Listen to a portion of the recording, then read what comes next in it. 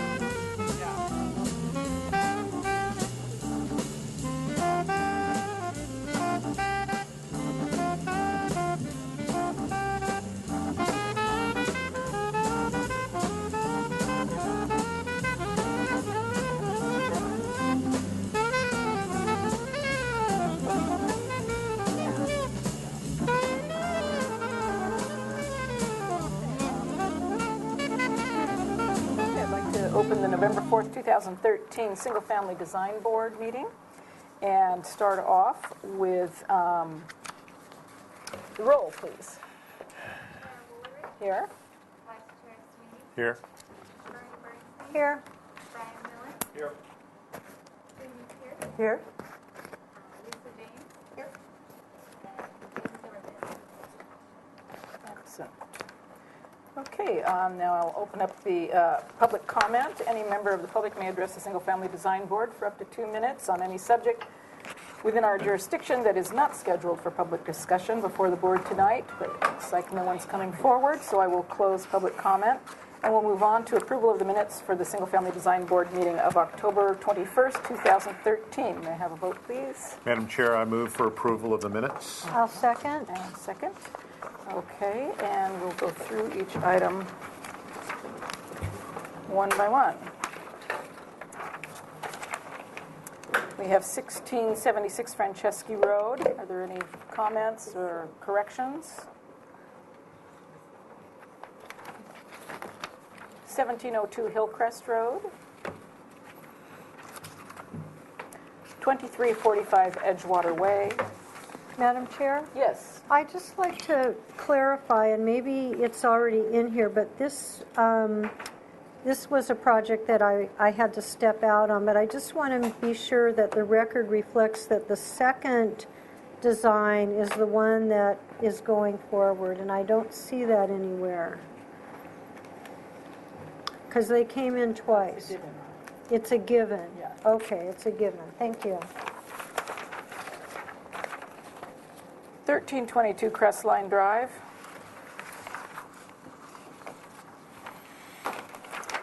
And that is that. Okay, can we have a vote, please? All in favor? Aye. Opposed? Should I abstain since I wasn't here? Yes. And Bernie should And one abstention. I should abstain from item number...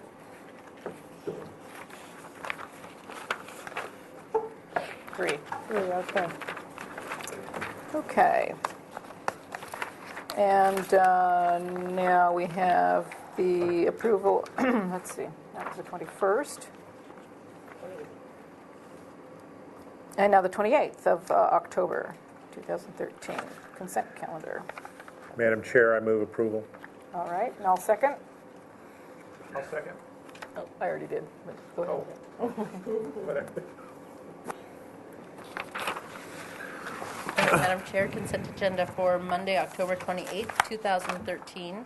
Item A, 2215 and Edgewater Way was granted project design approval and final approval as submitted with the NPO findings. Item B, 1120 Garcia Road was granted project design approval with the NPO findings. Items on consent were reviewed by Fred Sweeney and Jamie Pierce. Okay. And all in favor? Aye. Aye. Opposed? I have to abstain on E. And now the consent calendar for November 4th, 2013 today. First and second. So moved. Second.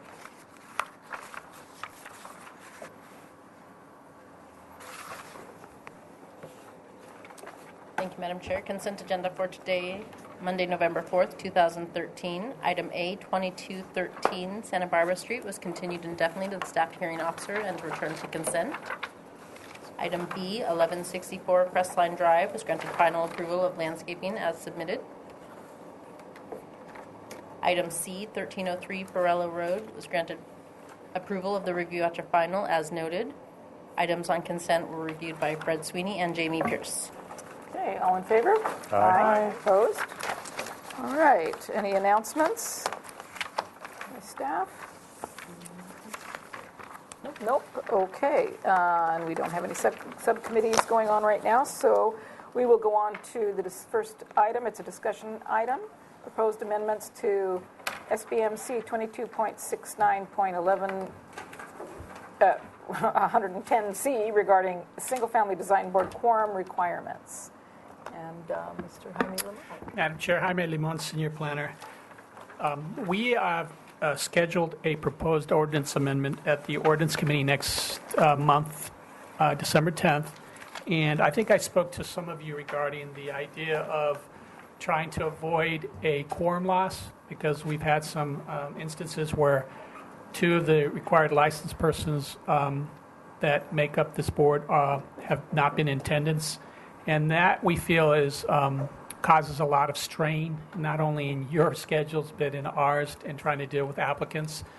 So rather than trying to deal with this in other ways, because we can't always guarantee that council will appoint a majority of licensed individuals, and sometimes that's not possible, that we thought we could change the quorum requirements to match that of the ABR, which is interestingly lower than it is for the single-family design board.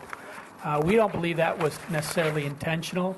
I think that was an oversight, because we, when we created the single-family design board, pretty much mimicked the ABR's composition requirements, and we are not proposing that we change the composition makeup of the board.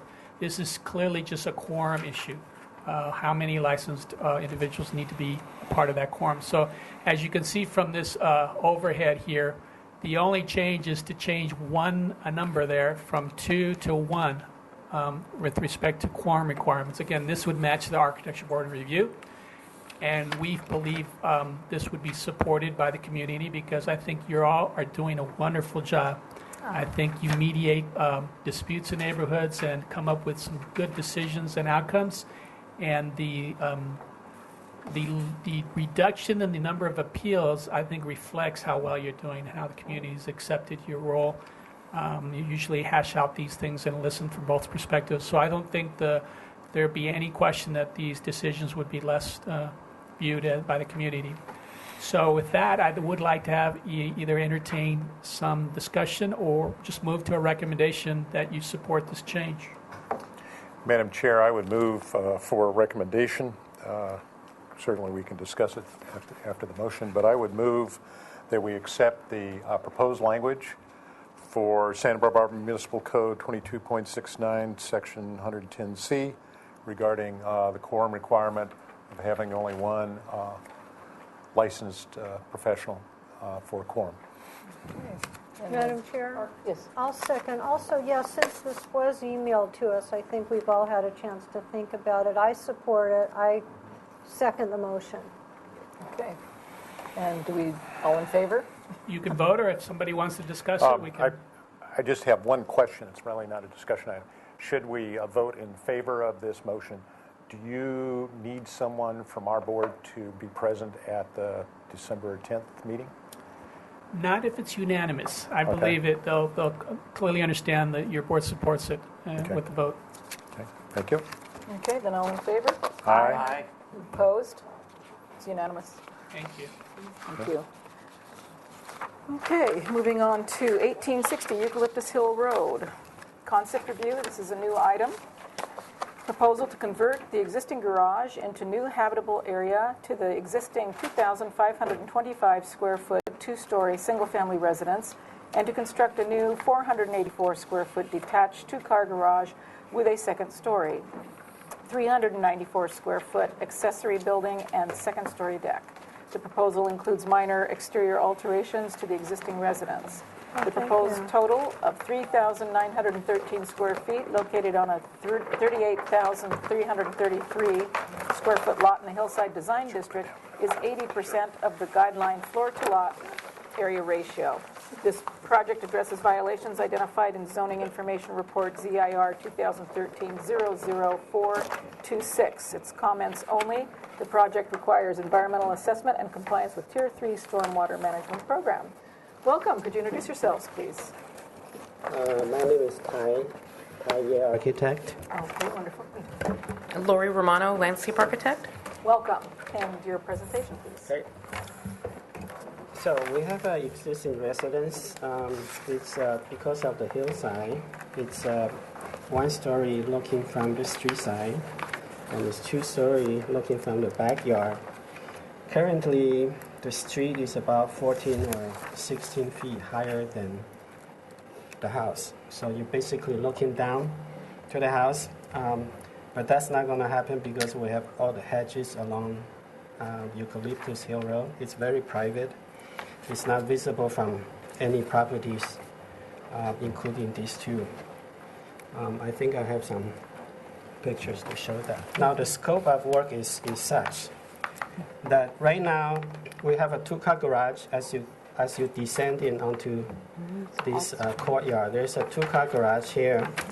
My client who bought the property has a 92-year-old father on a wheelchair. The main level is on the ground level, which is where the master bedroom, kitchen, dining room is. He cannot get up there. So what we are proposing is to add a 5 feet by 5 feet elevator and convert the existing garage into an entry hall or lobby. We call it library. So that will suffice the need to get up to the second floor. Then on doing so, we move the two-car garage to this area. While we're doing that, we added about 400 square feet art studio on top of the garage. Now I will walk through the site with you.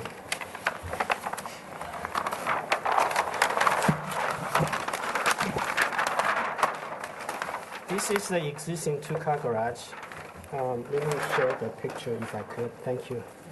So as you come, this is the street view, going left and right. Yeah, you won't be able to see it. And when you come down from the driveway, this is what you see. There's a two-car garage.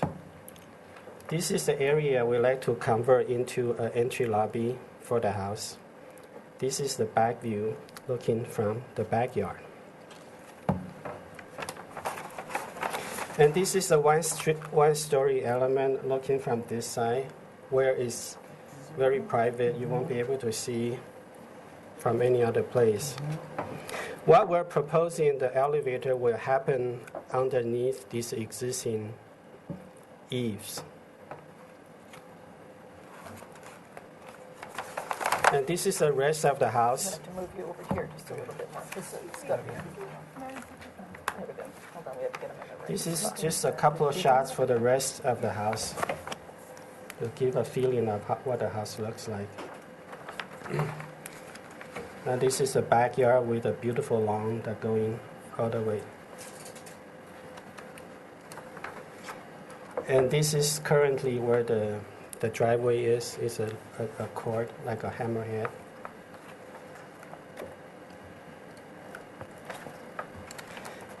And that's the front patio right over here.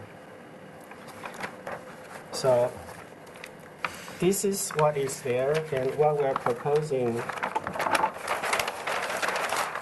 was to add an elevator here, which will come up into the existing gallery entry hall. We will convert this into a library, and everything else is the same. We're taking care of some of the zoning violation from ZIR, which is the wet bar and the things like that.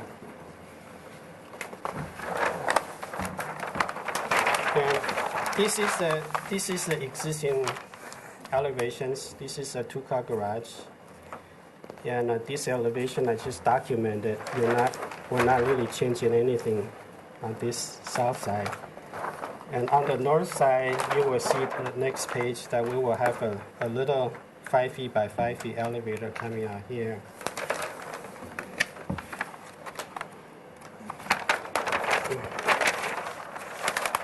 So this is what you're going to see, the elevator.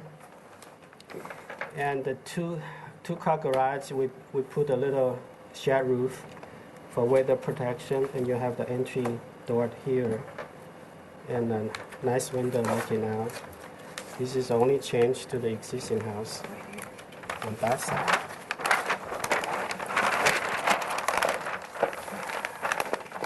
Now this is the two-car garage we are proposing. Because of the nice view, we're proposing a deck, which is similar to the deck that the house is right now, and a little art studio less than 400 square feet right on top of it. And the railing is the same as the one in the house, which is cable with 6 by 6 posts at every 6 feet on center. And this is what you will see as you're coming down from the driveway. There's a two-car garage with a little art studio on top of it. It's a very simple structure. And the two sides and the side facing the house. So that's where we are. Okay. Thank you. And along, even though this isn't on the agenda, if you wanted to see what we're proposing for the backyard, Sure. I brought some drawings just for.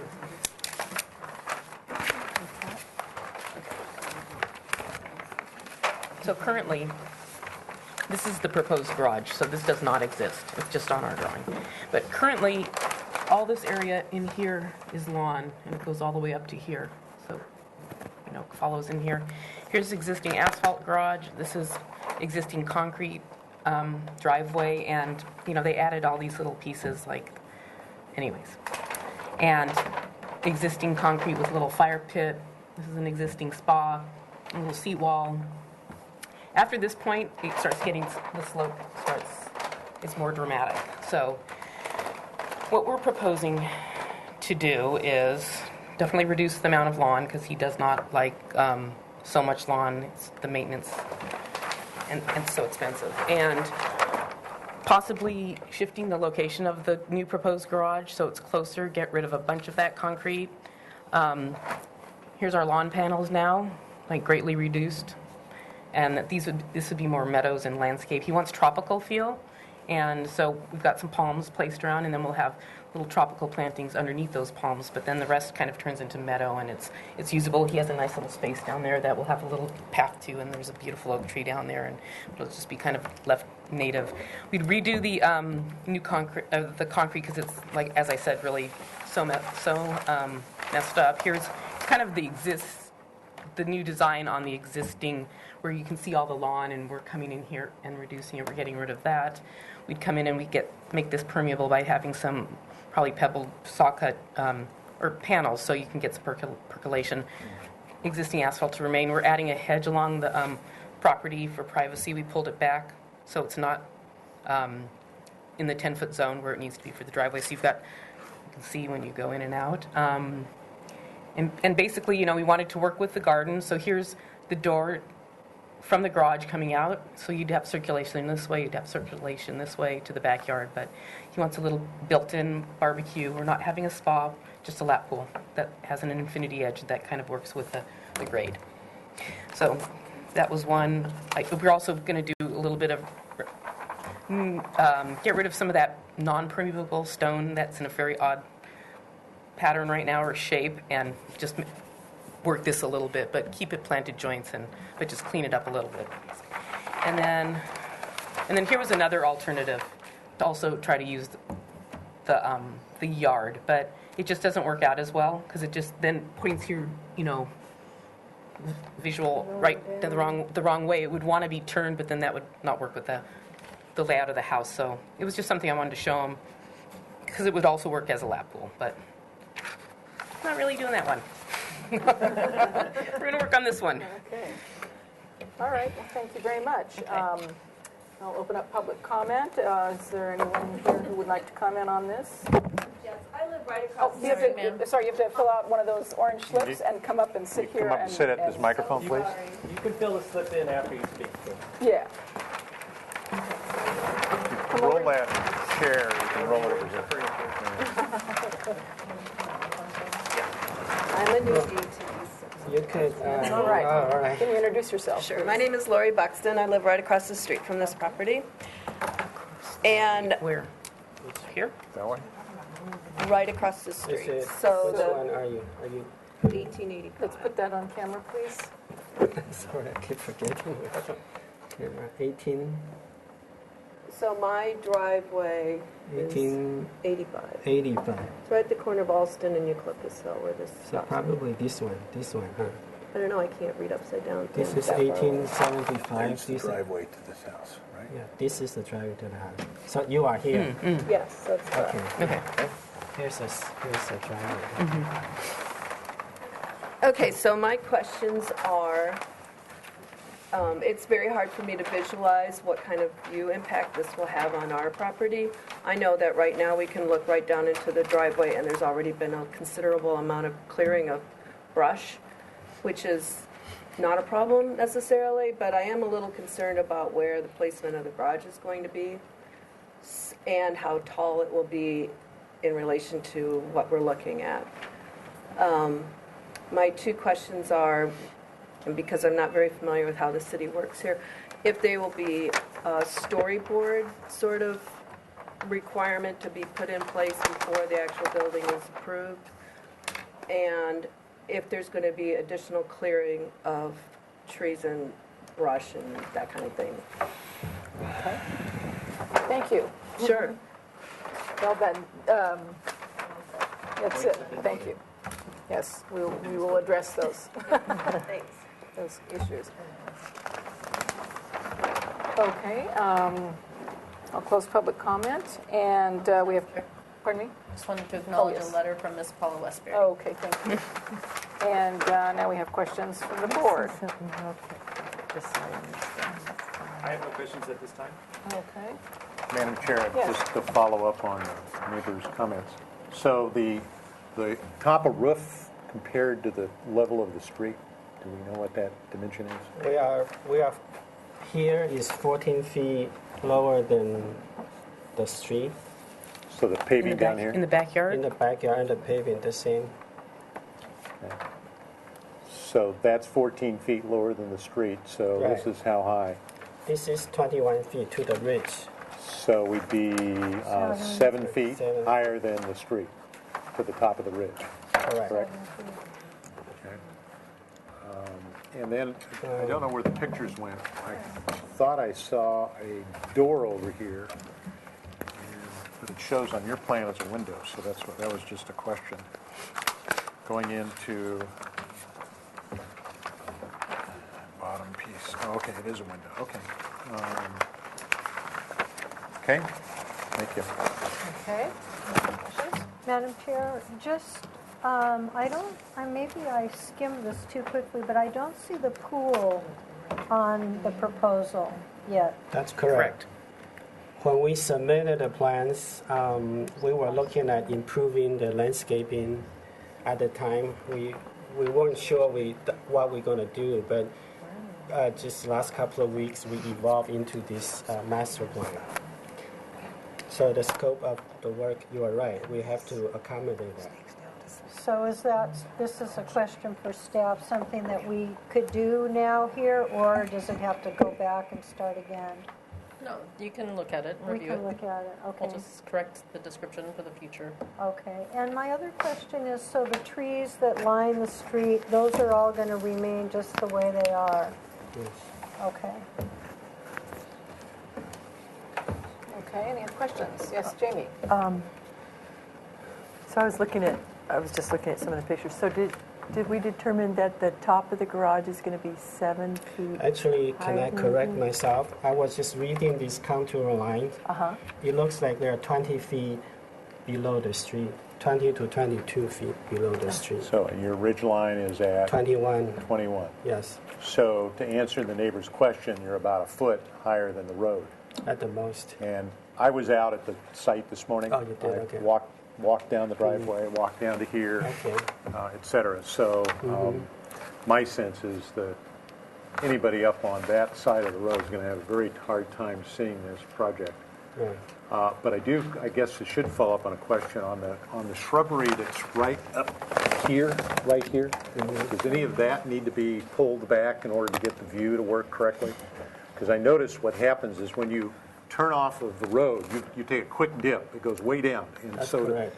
I actually drove my car down here and drove back out, and it's a little steep Yes. and pretty difficult to see who's coming up the road or down the road. Right. So, but I think that may have had more to do with the edge than the bushes. So, and then I also noticed over here this morning that a lot of stuff has been cut back, and I couldn't tell whether it was on the neighbor's yard or on your yard. or on Well, this yard. so because we assumed it was on our property because the fence line is behind it, we went out and had it surveyed. This neighbor has cut all these hedges, which is because he's claiming it's theirs. So we had it surveyed, and indeed, it is not his property. It is Fred's property. And so we haven't talked with the neighbor yet about that. You know, we want to explain it to him because we went out and put pins in there, and you can see that, oh, no, well, one hedge is on his property. The rest are all on his property. And they have a swimming pool right here. Yes. It shows up It on shows your, up on wherever that, you're yeah. on Would the you get plan. the aerial, please? The other area that, this area, if you stand right here, you're looking at a white house over here. So there's their pool. Yeah. This Yeah. is our You driveway. see another house right here. It's just off this photograph. So if you stand in that driveway, you can see another, a big white house with a red tile roof see. over here. I didn't really notice that. We did not notice that. No. We were looking at But the I am house. sure. So anyways, this is yet to be resolved. And there's also, I mean, you can see where the current fence is on. He's claiming this is his land. I see. We'll get there later. Yeah, something to work out. Right. All right. But as far as further clearing, no trees, no. We were just cleaning away for, stuff next to the house, which is why it's more exposed. But then we're going to come in and re-landscape. Right. And we cleaned up our hedge line, but we are going to come in and put in another hedge because we want privacy on our side to work for us so we can control it. Okay. That's about it. Thank you. Any other questions? I have a question. It mentions Tier 3. You just haven't got to that point yet as far as Tier 3 stormwater management? You're just conceptual. This right? is just conceptual, and we would have to bring in a civil for that level Right. of, Right. yeah. And I was just Just wanted wondering, to is be that able to because it's hillside only? Even though we're reducing the amount of lawn and reducing the amount of paving? Okay. One more question, Madam Chair. All right. Have you talked, I know we appreciate when neighbors come in and take the time to get here. Besides the one that is here, have you talked to any of the other neighbors yet? Well, we talked to this neighbor. This one right here? Yeah, Uh-huh. because they have concern about the screening. Uh-huh. Right, Lori? On the downhill side the to the east. left. And you shared your plans with them, or? No. Not yet. We're Okay, not Not at yet. that, Okay. really not at that level, kind of. Okay. Yes. Question. Oh, comments. Moving on to comments. All right. Yeah, as far as the architectural style, I have no problem, but I'm wondering, talking to the board, if you guys think this is an appropriate place for story pools. Because I'd feel more comfortable if I was actually at the site and saw the outline of the garage and how it impacts the area. That's my only comment at this time. Can I comment back at that? I think we've already realize that with the elevation change, that the roof of this structure is just only 1 foot above the street level. So You don't think that's? I don't know, I wouldn't personally see any reason for story poles in that circumstance, because that's obviously not hurting anybody's view, and no one can even probably see it, since with the trees and everything else. But Well, I haven't been that's to the my site. Fred has, so that's why I'm Right. curious. I went out there this morning and walked up and down the road, drove down the driveway, came back up. This site is very hard to see from anywhere. Even the neighbor that has the swimming pool next door has a difficult time seeing that, and only because he cut the hedges back can he now see it. This group of hedges. This right here, yeah. The only person that really can see this site is that White House that's across the way over here. It's not on this aerial. It's just pretty far away. off this aerial over here. So, in that respect, I'm not terribly concerned about the location or the height and volume of the garage. I do appreciate the landscape designer's desire to push it back a little bit. I think that would work much better on the site and be more cohesive to the overall design. So that would be my comment in favor of kind of proceeding in this direction. I think the architecture is fine. The only piece of the architecture that I'm a little concerned about, even though I know you say you can't see it, and you can't from the road, but I think if at some point in the future some of those front bushes get trimmed down and you do see part of the house, I think how the elevator shaft is being treated on the front of the house is a little stark, and I realize that the architectural language of this house is pretty straightforward kind of stuff. But I think if you could find a way to maybe bring the eave line around or some element. See right here where you've got the eave comes down and it looks like you're cutting into that.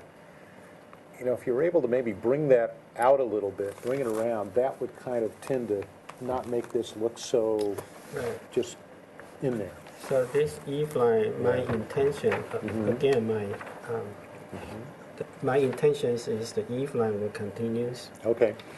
So you just see this as a chimney cap, so to Okay. speak. I think that might work a little better Yeah. in terms of Yeah. what it looks like from the front of the house. That's correct. So that would be my only comment. The windows that are shown on the this is the side that looks towards that White House. I don't think those are overpowering, et cetera. That White House is far enough away. They really have to make an effort to be able to look into there. So unless somebody has a challenge with the size of the deck, I think it looks pretty good. Yeah, we kept it, 8 feet minimum. We don't want any higher than that. So. Okay. Madam Chair? Comments? Yes, Bernie? thank you. One thing I realized is if we are going to include the pool, we should have a size for the pool. Well, it's It was on probably there. drawn to scale. Oh, so- it's And it to was, scale. and it was drawn, it's What is it? 14 by 55, 14 by 55. plus a basin, another 2 or 3 feet. Does the city have any code for pool size or anything to, okay. And then I was just also thinking maybe on the detached new building, it doesn't necessarily have to mimic the cable railing around the deck. It possibly could be something softer. It's just an idea I have. Actually, it probably would be better to match the house, because then there's just too much stuff going on. Okay. And it goes away, too. The cable goes away. And you just see so it's... Yeah, okay. Comments? Is there a way for you to Oh, no, sorry, no, you had your time, and now it's the board's time to comment. I support the project. Okay, thank you. And Jamie? And I feel the same way. I think the landscaping looks great, too. I think that, Yeah, I'd like to That'd be weigh in on nice. that. That's a really good solution, I think, to all that lawn. We have that landscape plan. Yeah. Yeah, it looks really nice, nicely done.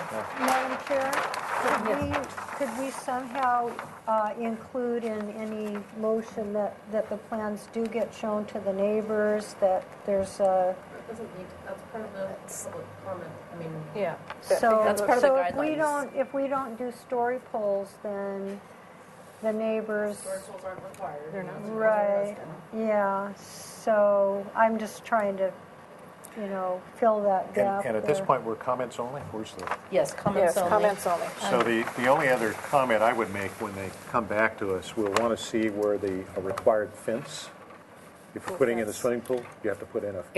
No, we're using pool cover Okay. plus alarms And out. then wherever you're going to put equipment, the pool equipment. Maybe a site section through the garage to the street? Like that? Yeah, that may be helpful for everybody, just so the Yeah. neighbors kind of understand how low this house is. So if you just did a site section through there, Okay. that would be pretty helpful. Sure. So, Okay. Madam Chair, I would move for, Madam I would Chair? move the following comments. Sorry, Madam Yes, I'm Chair, sorry. board Yes. members, just to address Ms. Bernstein's comments or concern. This project was a notice project and did receive the mailed notice to the property owners within 300-foot radius, and part of that notice requirement did include the requirement for the applicant to do the 10 closest hand-delivered project. So I think that addresses your concern. That's part of the standard requirements. Thank you. So, Madam Chair, I would move for following comments to return to the full board. The board finds that the general architectural approach is acceptable, that the board would encourage the placement of the new garage to be a little closer to the house as exemplified in the landscape architect's presentation, option 3.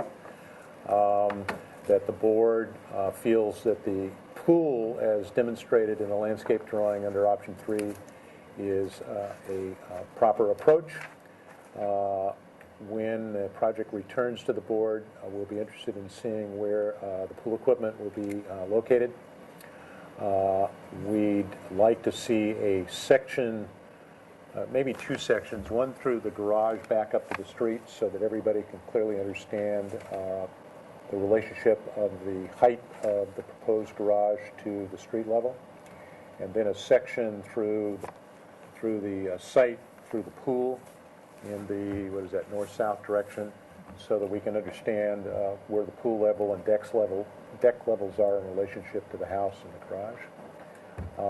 That we would encourage the designer to provide a horizontal element to break the massing of the elevator shaft shown on the north elevation. Yes. And obviously we'll want to see storm 3, is it storm 3? Tier 3. Tier 3. Stormwater Water management requirements, and any further information on a landscape plan. Okay. Can I have a question. Okay. I'll Well, second. Well, Yeah. let us complete that, yeah. Okay. We've got a second under discussion. Tier 3, does that come in for, it is the design review board's Right. review? Okay, Yes, and it's required prior to final approval. okay. So, and you'd probably be coming back trying to get preliminary design Right. approval. So if you have that, then Then, you can make yeah. that action. Yeah, so, How about archaeological phase 1 report? Is that also required before final approval from the No, board? environmental has to be completed prior to submitting for project design approval. So you should go work on that before you submit for project design approval. All the required environmental reports should be submitted and reviewed and approved prior to being rescheduled before this board for project design approval. Including Yes. Okay. Okay. See you in 3 months. Maybe 6. So, Madam Chair, just for the neighbor that did attend, this project will more than likely be here at least 2 more times after today. There'll be a sequence of approvals. All right. Thank you. Okay, then all in favor? Aye. Aye. Opposed? Thank you. thank you. So we'll take one landscape and the rest of this. I Do you want me guess. to leave this? Yeah, I think the one that we had on camera here would be. Okay. Beautiful journey. Yeah, There you go. let's fold this up. Guess we're keeping this one? That one or this one? Oh, well, Keep that one. this one's got the stamp on it, but maybe they all do. Oh, here, this goes, yeah. Okay. I guess you can take this one. Okay. I'll take it away from There you. you go. Thank you. Thank you. Okay, 1562 Marcon Terrace. Markward Terrace. Marquard Terrace. I stand corrected. This is a concept review, new item. It's a proposal for a 477 square foot one-story addition and a 144 square foot two-story addition to an existing 1,352 square foot two-story single-family residence with a 396 square foot detached two-car garage and 238 square foot detached storage structure. The project includes window and door alterations, replacement of existing siding with stucco, a new standing seam metal roof, and demolition and reconstruction of 49 square feet of the existing garage. The proposed total of 2,607 square feet located on an 8,411 square foot parcel in the Hillside Design District is 79% of the required floor-to-lot area ratio. The project includes staff hearing officer review for requested zoning modifications. It's a concept review, comments only. The project requires environmental assessment and staff hearing officer review for requested zoning modifications. Welcome. Could you introduce yourself, please? Speak right into that. Joe Ewing, I'm the architect. Hi, welcome. Okay. and You have a ruler in your pocket, very appropriate. That was a carryover from the 50s. From the slide rules, huh? I started in 49, actually. Okay. Well, Okay. This is a sketch of the house. And the original house in this sketch had a gable in the front.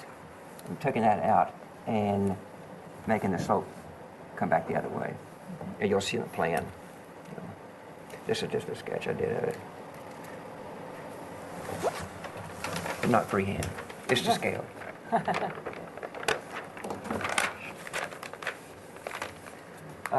The original house was built in the 40s, and it was the lot went on back this way. And since then they sold off, and that was the property line. Originally, back in the 40s, the property line was thought to be right here, where there was a concrete curb and steel post for a fence. And we discovered at this day, it's way back here, and right on the back of the garage. We had an addition on that. It was built years ago, before that people bought this house. And so we're going to remove that. But we have to have a 20 by 20 inside, so we've added this little piece on the inside, on the outside of the garage. We're covered on the yard, play yard. They have 2 little girls, beautiful little girls. I'm a single parent with 4. And this is the addition here, and this addition right there on the first floor. Existing fence. He owns that piece of property. I don't know if he's going to take that property back or not. We're going to talk to these people next door. Concrete drive.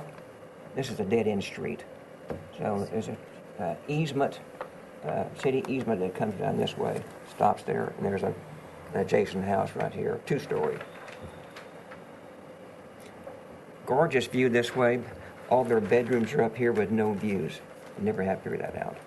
And anyway, the second floor is in this area right here, and a little piece right there. That's the master bathroom. The husband likes to see the sunrise when he takes a shower in the morning, so that's the master bathroom upstairs.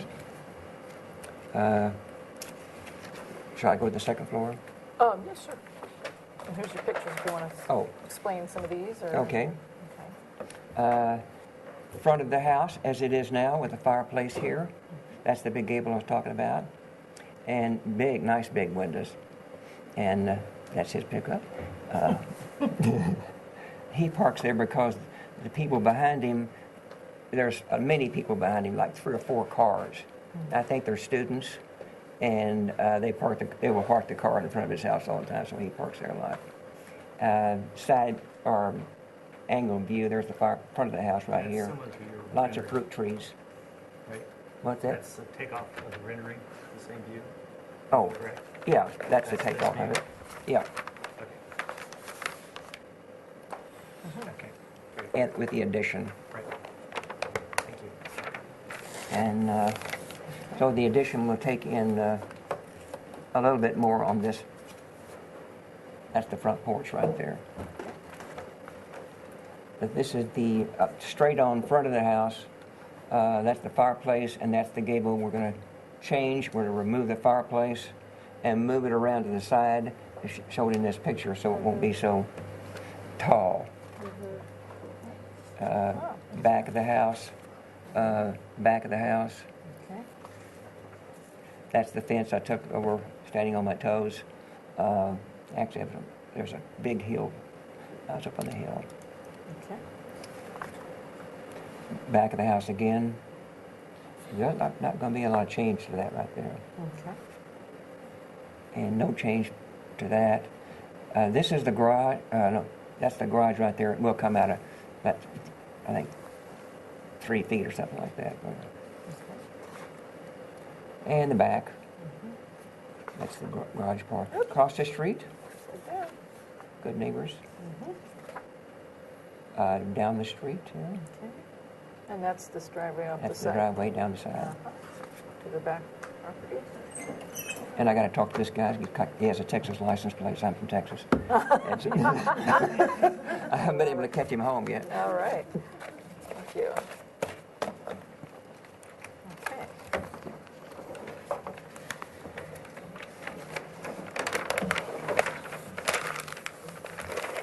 And it's good to be in California again. I've been back and forth to Texas.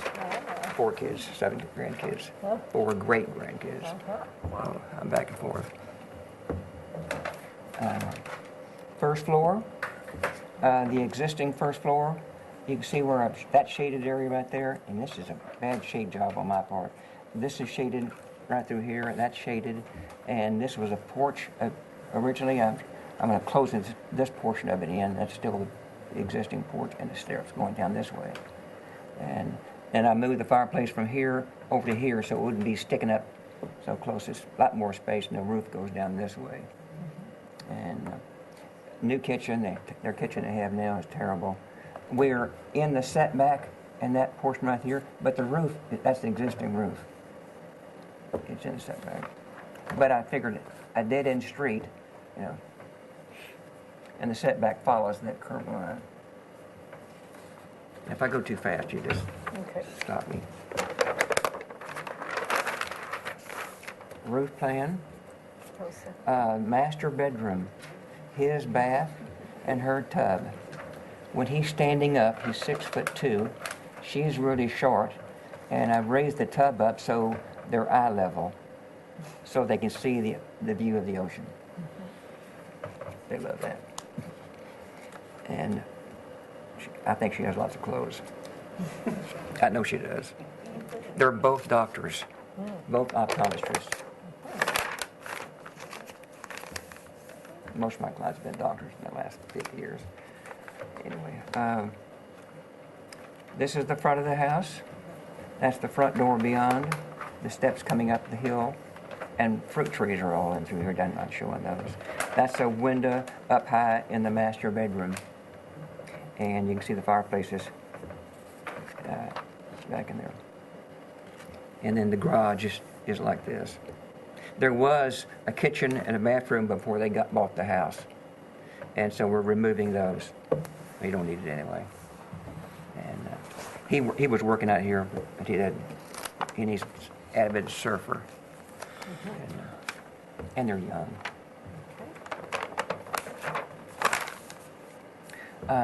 This is the very back of the house.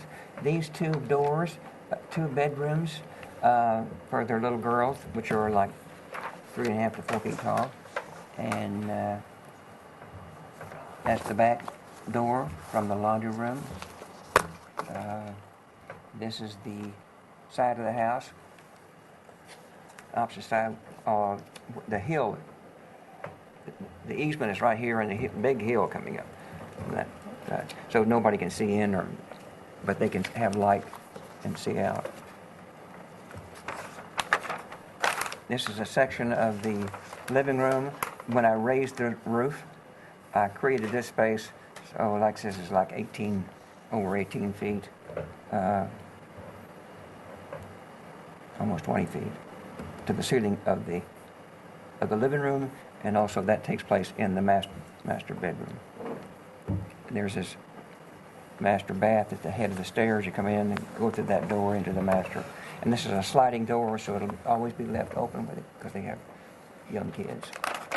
And they're really good looking little girls, like mine.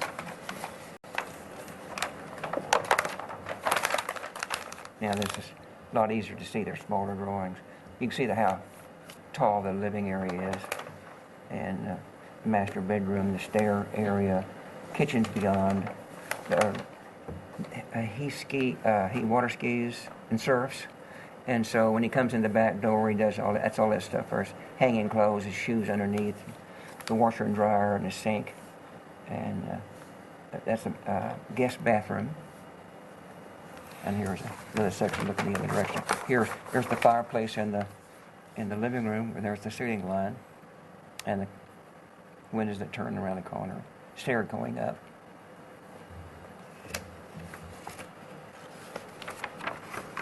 And survey.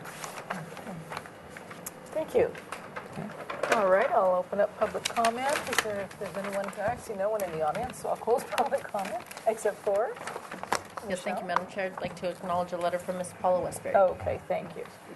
And now we have questions from the board. I have no questions at this time. Okay. I'm just, some questions because I'm trying to just understand where things are. This is the back of the house? That's the very back of the house. Can we go to your back elevation?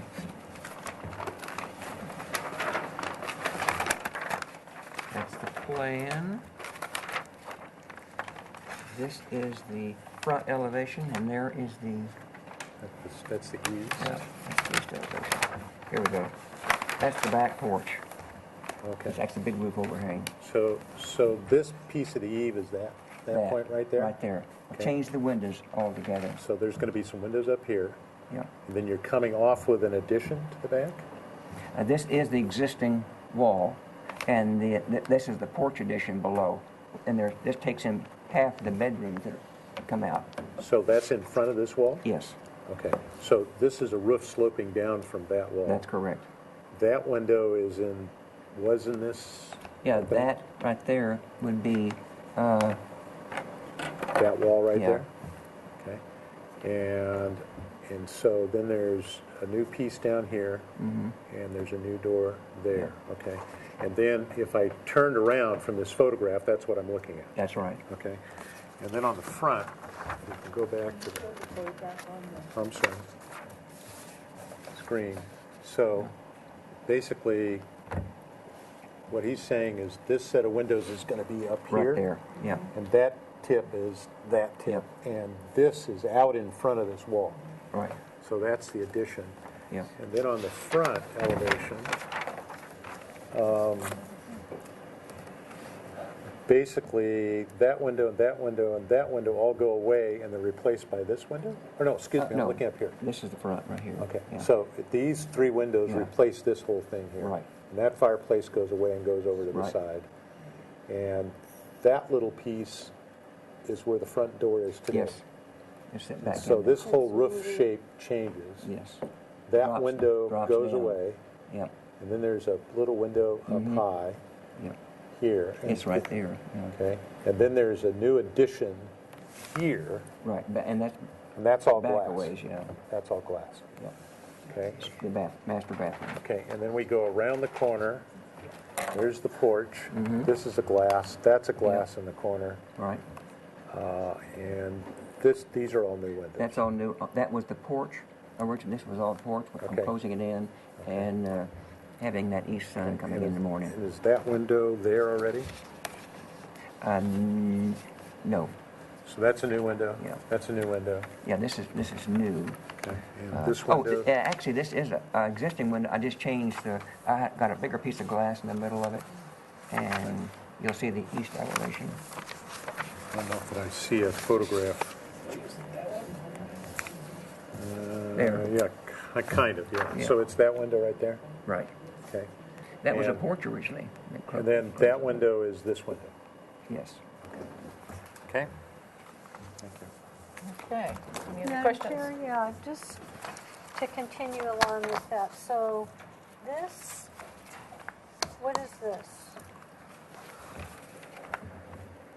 That next door's house. That, and which, so that, here's the house we're talking about, right here. This is the garage to this house, right? This is the house behind them. And the driveway's over here? Or is this the driveway? They have a driveway behind their house. The driveway comes around. Over here and comes around this. This is their driveway, correct? Yeah, that's their driveway. That And comes it's off also the end an of the street. easement. Off the very end of the street, and you go all the way around. Yeah. But this is their garage? The subject's garage. Subject, this is their garage.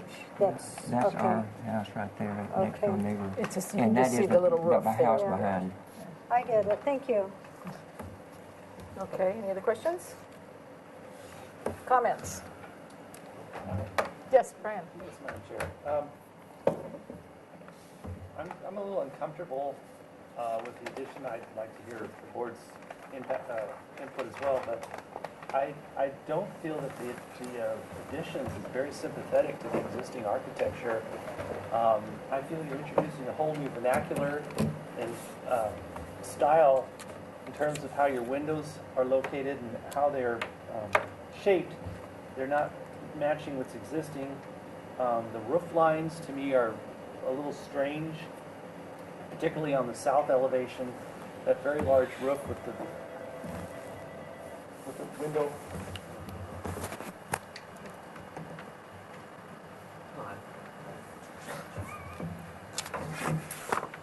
Especially with the window and the eave. It's you're introducing. These windows, Well, those two, but they're more of a style of architecture that was more popular in the 70s as opposed to what this house was originally built in the 40s, I guess. yeah. So I'm a little uncomfortable with the style. I'm sure your room additions are nice, but the way you're introducing it to this house I'm not comfortable with. I guess that's my only comment. Madam Chair, I have a Yes. question to staff, because this is here for only comments. There's apparently some zoning mod required. What are those? I have them on in the front this here. first page, So or second page. the reconstruction of the portion, the garage, that they're demolishing the part that went over the property line, and they're building the new portion at the front to meet the 20 by 20 dimension. Okay, so that's a, That is within the interior setback, So so that's a that will mod. need a mod. okay.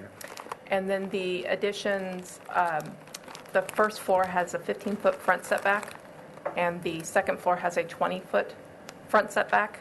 Mm-hmm. And there are portions that encroach into that. And I think So on it's the, this little shaded piece on the first floor? And this little corner on the second floor. Just that little But the tiny bit. roof is continuous over this. so And it does that now, too. there's a faint setback line if you look on the floor plan. Okay, which is, That was page 2. There's a better shot of it. See the line from the The 15-foot ones second here. floor, here's the line from the first floor. so the second floor is, But this was here in the 40s, no, I so understand the that. line setback is new We to have the a lot house. of these. So on the second floor, it's this corner? Right. Okay. Were you, Yes, I'm done. okay. I too, I'm going to make one comment. This is a dead-end street. No, I understand that. I went up there and checked it out this morning. I too am not comfortable yet, and not necessarily for the same reason. I can appreciate that the way this house looks over the years, and it's been modified, it looks like several times, probably well beyond 1940. Yeah. And so I can appreciate that the current owner may want to change the facade, that a lot of this wood is pretty weather beaten and it's got a south-facing exposure that just really takes a beating. So I can understand why they may want to go to stucco. But I too am not comfortable with the window fenestrations as they're presented. I think that It's the street side. yeah, the street side, the window placement and the window shapes and sizes, I think, could be approached even using the same vocabulary that you're trying to use. Basically, I think stucco, and it appears to be a standing seam metal roof. I'm not sure that I'm comfortable with the standing seam metal roof. I'd have to go back up to that neighborhood again. It's a very eclectic collection of architecture up on that street. It's got all kinds of things. Yes. And the things that always concern me about that entire neighborhood up there is they're And all... these are existing windows. I understand that. That entire neighborhood up there is that they're filled with dead-end streets, and in a fire that might sweep through that canyon, that's my mind. There's just all these little houses all over the place. So standing seam might be appropriate because it would be less vulnerable to catching fire. But I think the color is going to be very important. I'm not sure that the geometry of this roof as it's being introduced to what you're doing here is perhaps the correct approach. I appreciate that the clients want to see the sunrise when they're taking showers and so forth, but I think that the delineation of how this window really works is, at the moment, not appropriate. I think it really needs to be rethought. I think how you fill in this porch and fit it with windows could be articulated in a much better fashion. So I'm not there yet with this project. It's just it doesn't quite gel for me. Okay. I'll weigh in that I agree with both the architects who have spoken so far. Any comments? In agreement?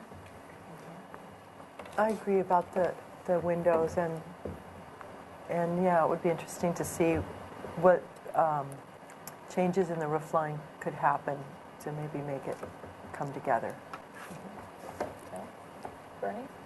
Comments? Yeah, I guess I'd just like to talk a little bit more about the neighborhood in terms of it is a very special, very unique part of Santa Barbara, and there are a lot of trees and little dead-end streets, and I agree with Fred. It would be possibly appropriate and meet our guidelines to have a metal roof there, but I'm not sure yet, because I don't even know if there are. There might be one or two new remodels in the neighborhood that I think have them, so we just would want to look at it carefully. Okay. We've done our comments. Anyone care to make a motion, or Basically comments only. comments only? All right. So how I do this is I move to It's just comments. You don't for make, indefinitely with the following comments. We'd like the architect to study. Put the mic on. We'd like the architect to study possibly looking at, as far as the window fenestrations, in particular on the south and east elevations, the windows on the lower level on the south elevation to perhaps work with that in conjunction with the roof line. Also the second level window in the roof pitch there to study that. I don't know what the proper word would be, just to study it to see if it'd be a more seamless addition to the existing structure.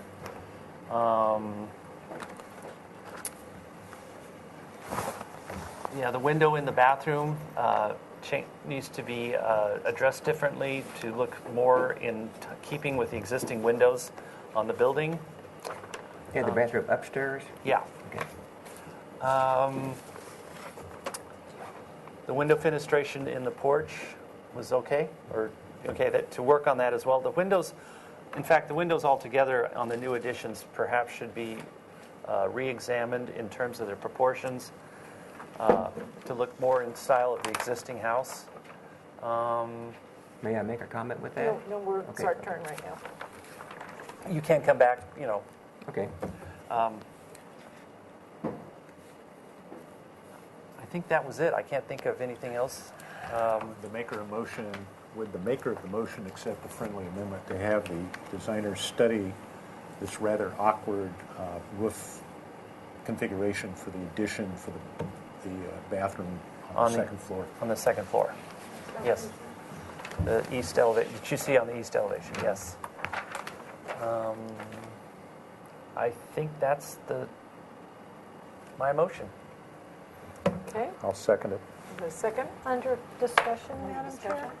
I was just wondering if we might be able to include a study of alternative treatments besides stucco.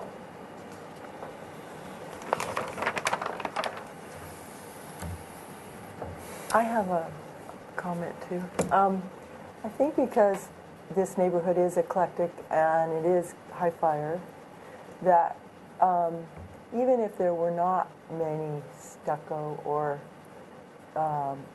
standing seam roofs, I think that it might be in order to lean towards going that way. There are several stucco houses on the street. When I say stucco, I mean, I'm not ruling out that type. I just know there's some bumpy, kind of old-fashioned stucco, then there's smooth treatment so that's just what I'm wondering, is if we could look at some of those treatments. Well, how about if I add to the motion that we get a color board or sample of the standing metal seam so we have a better feel of what you're proposing, and also the stucco treatment of the house? And you might just share, if you go up and down that street, you'll see there's other stucco houses. I can take a picture of Take some pictures of Yeah. some of the houses so that some of the board members who have Yeah. not been to the site can kind of see how it fits in the context. And the reason, there's a lot of houses on that street, they're like right on the street, and they didn't like that. And I didn't too much care for it either. Okay. So that's why we pushed the roof back and took the fireplace away so we make the building look further back on the site. And look a lot better and get more light into the house. And So that's the does reason for making the roof slope way, this is a long ways away compared to that one. These are the existing windows, except for that one. That's existing, but it's not a butt glass. Okay. I guess my comment to that is I understand your point. It's just that style of roof isn't consistent with the style of the house. So I don't know if that's valid or not, but that's my concern about that. Madam Chair, just Yes. one last thing. Can we give any suggestions? Do we think the fireplace moving is going in the right direction? Yes. Yeah. Okay, I think we do. Okay. Okay, yes. Madam Chair, board members, I heard you guys talk during comments about the roof material, but I didn't hear anything get into the motion. Do you want to add something? Clarification of the roof material, bring a sample of it. Okay. Material. Study alternatives. And of the stucco, yes. Okay. That's my motion. Okay, all in favor? Aye. Opposed? Okay, so it's an indefinite continuance. There we go. Thank you very much. Thank you. Thank you. You can put setback. Okay, 475 Braemar Ranch Lane. Concept review, new item. Proposal for site alterations to include the demolition of an existing swimming pool and patio, construction of a new 150 lineal foot, 30-inch tall, integral color concrete block retaining wall, a new 2,000 square foot permeable patio, associated site landscaping, and approximately 800 square feet of new permeable paving for the lower driveway. The proposal includes 696 cubic yards of grading excavation and 713 cubic yards of fill. The 1.26 acre parcel is developed with an existing 4,201 square foot single-family residence to remain. No alterations are proposed to the residence. Action may be taken if sufficient information is provided.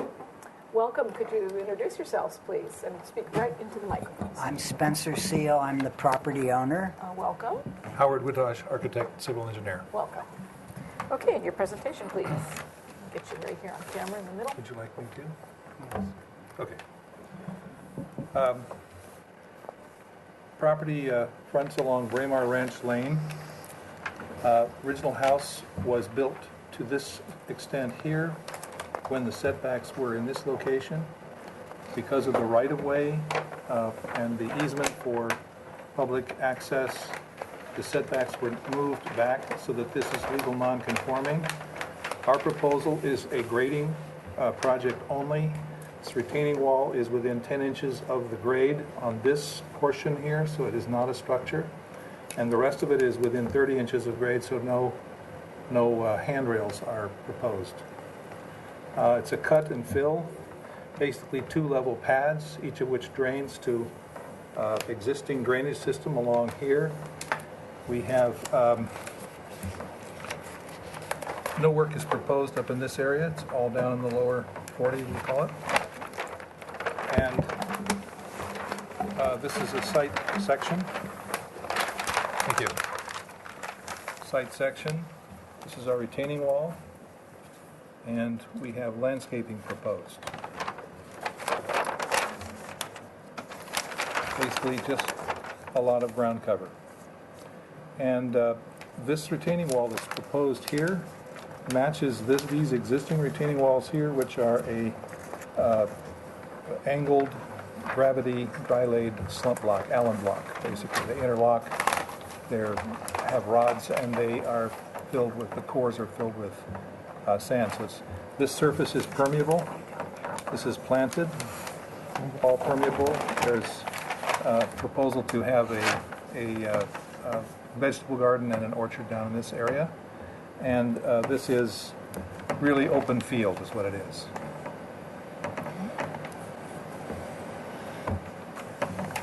The drainage swale here is proposed in this area. This is a garden fencing, and this is a preliminary palette of plants. We would not consider ourselves to be married to those plants, specifically, but it's the type of planting. And this is a preliminary grading plan. We are looking at rains, and if you felt that this plan was sufficient to give us a final approval with comments, we would greatly appreciate that. Okay. Thank you. All right, we'll open up public comment if there's anyone in the audience that would like to speak. And Michelle may have something for us. Yes, thank you, Madam Chair. I do want to just acknowledge a couple letters received. We received one letter from Miss Patricia Foley. She's at 515 Braemar Ranch Lane, directly behind the proposed project.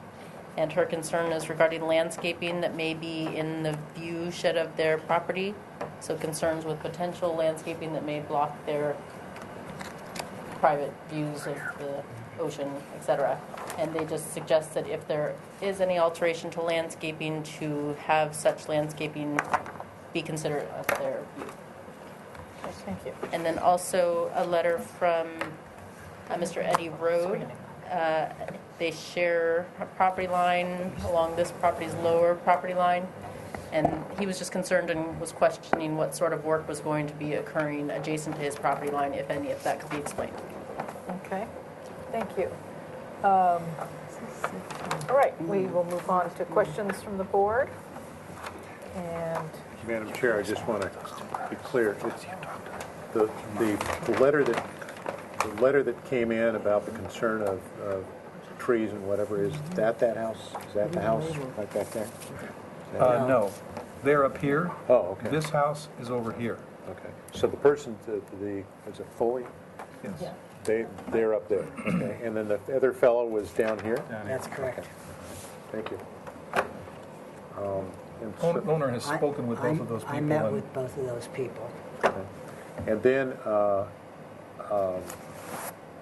so what I thought I understood, there's going to be some low planting here.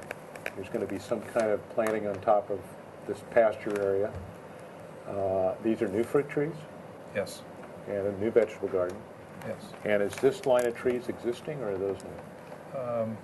Established plant Proposed. material. This is proposed. Really, it says it's existing. existing. Established It is, for plant the most material. part, there is existing. There's There's a more few here that- than there are here, but I see. Okay, It and is. this is existing?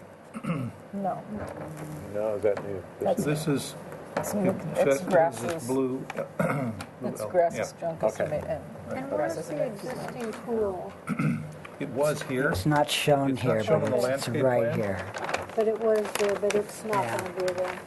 It's actually, Not on where this is it? plan. Actually, we took it out. Yeah. Okay. But this is we would get a demolition permit for that. It's a kidney-shaped pool with a deck all around in here, and on a previous iteration, I did have all that shown. Do you show the new driveway location? Yes, it's down here in this location, right here. Just a lower driveway.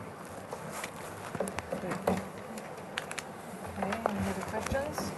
Madam Chair, Lisa. board members, I just wanted to state for the record, the new driveway, that will be required to be reviewed by Public Works Transportation staff if the applicant has not already done so. They typically do not allow more than one driveway for a single-family residential project, so just so you know, that may be removed if required by the Transportation Department. We'll check it out. Lisa? Yes, thank you for your presentation. Will the existing driveway still be in use? Yes. I'm noticing that the existing foliage may be blocking some line of sight. Where's your? Yeah, how do we use this one? Sorry. Do you want to use here? Yeah.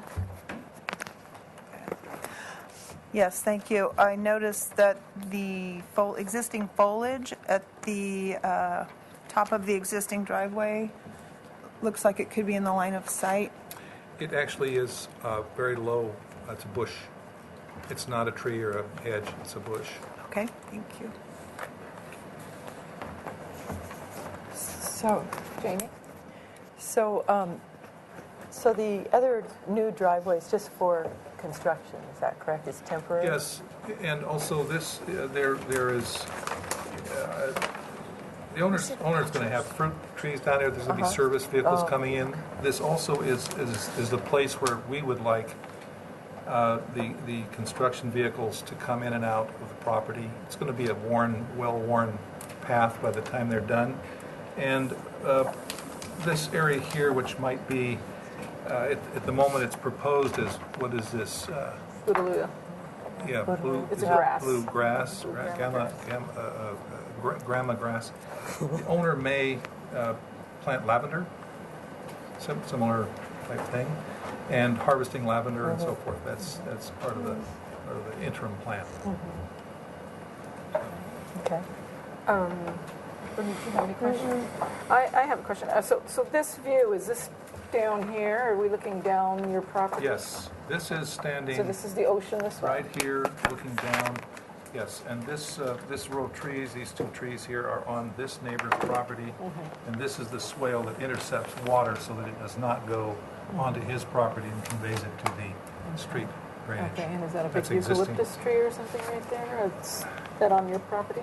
No, that is on his property, and I cannot identify that tree. I can. It looks like a eucalyptus. I can identify it. It's a fairly large eucalyptus. Yeah. It's not on my property. It's not on this property here. I think it's on the property, I'm 90% sure it's on the On that property property. adjacent Oh, so to this is him. sort of looking down at this angle then? Yes. This Adjacent, photo? yeah. Okay, I see. Okay. So, okay, thank you. Comments? I support the project. Madam Chair, this is comments only, Yes, comments only. because it has to go... Oh, no, sorry, it's not. Action may It be is action may be taken if sufficient information is provided. So if we choose, we could give this design approval, and I guess my question to my landscape colleagues on the board, we could give this design approval with final, for details and color board and whatever, could go to consent calendar? Would that, Yeah, there's no color board really, is there? I mean, I don't know what they need to have for a color board, other than maybe the color of the stone Right. of the wall or something. It's really got to match unless- existing here. Well, would What we about the want any paving? paving samples or any, Permeable pavement. yeah, Yeah, so I the guess wall, is there paving here's stuff? the in- wall. This is Right. permeable, this is just that's gravel, the but wall. This is what they're where doing, it's the where same, it's permeable matching stuff is. existing, You it's may- Allen block. Right. How about the Aquatech paver? Maybe you want to see that. Aquatech pavers, so At that's, the So, back but to- in other words, there's a few Consent. paving things, whatever, Right. could Yeah. that go to consent? Would you be comfortable?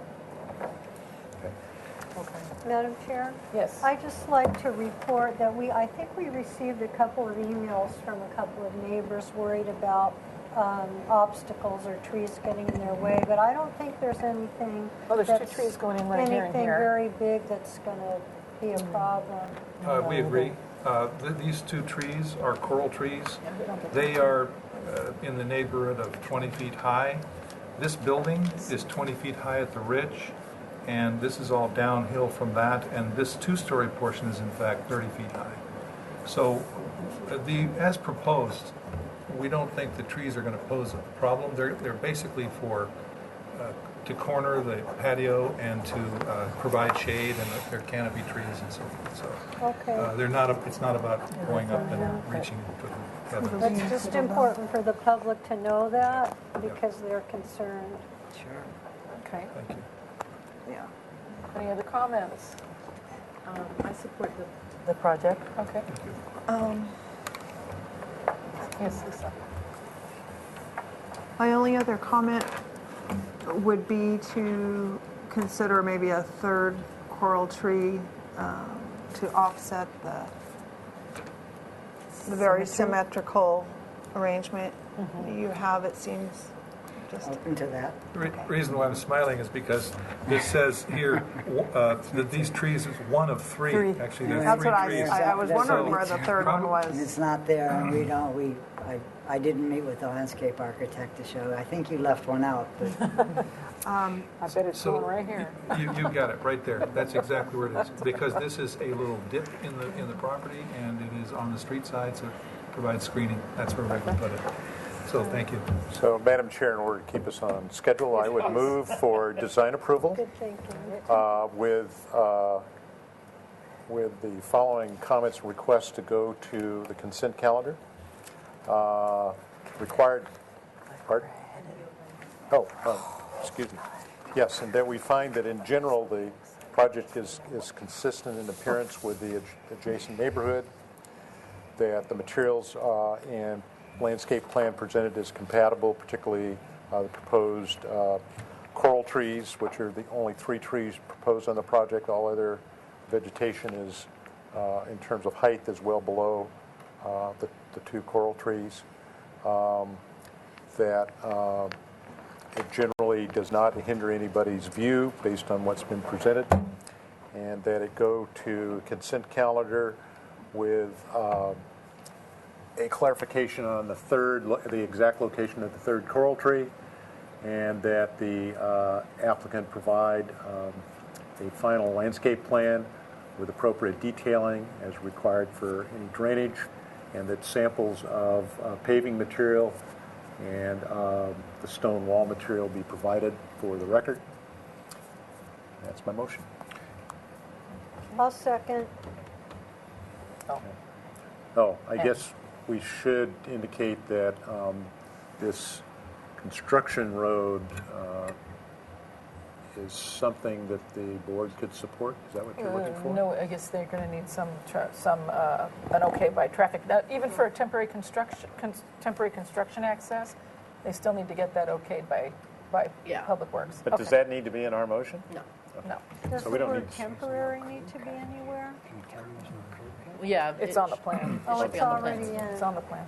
Board members, just to clarify for the person that was concerned with the landscaping, I would think it'd be a good idea to include your comment in the motion regarding your findings of the landscaping, not... No, he just did. I think I said that. The coral trees do not exceed the height of the top of Okay, the thank you. house, and there's only 3, and that's the only planting material proposed. Everything else is lower than that. Okay. We have a second? I second it. Okay, Madam Chair, before you vote, Yeah. Oh, Bernie already seconded. before you vote, just want to make sure that everyone understands, this is not a curb cut. This is actually, this concrete V-ditch here is the device that borders the pavement. And so this road drives over that. There's no curb cut and apron and all that. You'll explain that to Yes. Public Works. But it's a All right, temporary thing till you're finished, and Right. then it's not going to be there anymore. Okay. Thank you.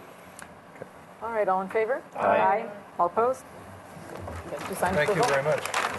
You keep that? Keep one of them, keep the other. All right. Keep these. thank you. Thank you.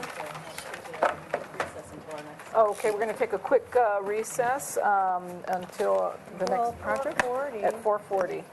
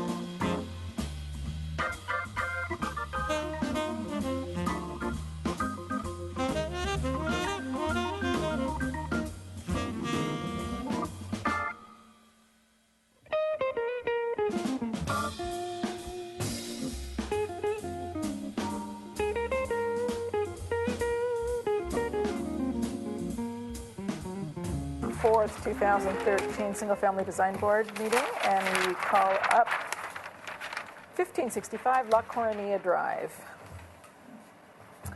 This is project design review. And we'll wait to get some minutes from our last meeting. Okay. We have minutes, Madam Chair, from the last meeting. A motion was made to continue indefinitely the full board with the following comments. Just added some details, and the landscape's part of this one, which I gave to them. Meeting, Let's start over. I'm not on. This is the motion that was made on the July 22nd meeting. It was continued indefinitely the full board with the following comments. The board recognizes that the access to the site is identified by the nature of the development of the area via the access easement driveway that currently exists, and that it provides access to 2 additional adjacent properties. However, it is noted that the board does not attest to the legality of professionally prepared surveys. 2, study the slough area of the lower portion of the site facing La Coronilla. Consider a terracing approach even if it requires a modification for a fence and wall heights. 3, study a possible revised staircase entry areas requested by the fire department. 4, study the shape and configuration of the house to form cascading elements to perhaps reduce the size, bulk, and scale, and obtain the best possible views for the property, as well as being considered to preserve as best possible the views of the adjacent residences. 5, study placement of a detached garage at the opposite side and study how to best integrate into the existing site and as best possible preserve the views of the uphill neighbor.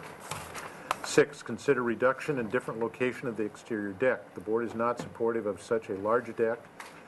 Discussion involves smaller decks in various locations depending on the revised site plan and configuration. 7, the board will reserve the decision regarding story poles based on the outcome of the next review. The board encourages the applicant to study the heretofore mentioned CC&Rs in regards to possible further setback requirements. 9, study whether the eucalyptus trees should remain. 10, the board encourages some consideration of a Spanish-style solution, although the board may also be able to support another style. The action was taken on a motion by Sweeney, seconded by Bernstein on a 6-0 vote. Pierce was absent. Okay, and could you introduce yourself, please? I am Jason Grant with J. Grant Design Studio. Okay, pull that a little closer. I surely will. There you go. Your presentation.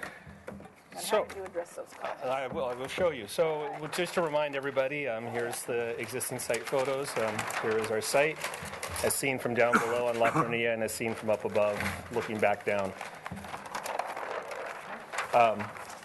Here's just some context photos of the neighborhood. Here's our immediate neighbor to the side, and then our neighbors, which are down the hill. And just to show you, there is a variety of architecture, obviously, throughout that neighborhood. Obviously, the houses that flank us on both sides are of Spanish style, but there's a variety. So here's the existing site. We gain access, just to remind everybody, up this private easement, and then we come into here, and La Coronilla sits down here. And so I'll just show you our proposed plan. So to address kind of one by one some of the things, with neighborhoods, with myself having conversations with the neighbors and as well as the previous comments, we did a couple things. One, starting up here, garage used to sit over here. We flipped it over to the other side so it wouldn't impede the view of this neighbor, which is right here, which was an easy solution and not a problem to do. We abided by the 15-foot side yard setback, so we took the structure and pushed everything in because we were kind of at the 10 and the 10, which is required, which meets the city's requirement, but not these CC&R's requirements asking for a 15-foot. So move that in. So we're at 15 feet here, 17 feet here, and 15'6" off on this side. So garage sits here. We come down into this space. Before we had kind of a long linear house with the deck that kind of wrapped all the way across, and I'll show it in floor plan once we get there. So we kind of broke up those decks and broke up the architecture. And so we have a deck which sits out here and then a smaller deck which sits off to the side and try to kind of help break up those things. Related to the bottom of the lot, we had just one wall, and everybody said it'd be nice if we could do kind of some terracing and do some landscaping related to that. And so 36-inch high wall right here, be plaster with a sandstone cap.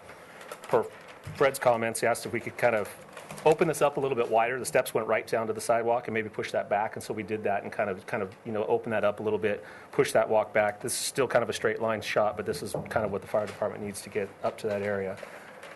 And so then terrace these, and then once again, each of these walls never getting greater than 36 inches, just kind of a nice, terrace proportion.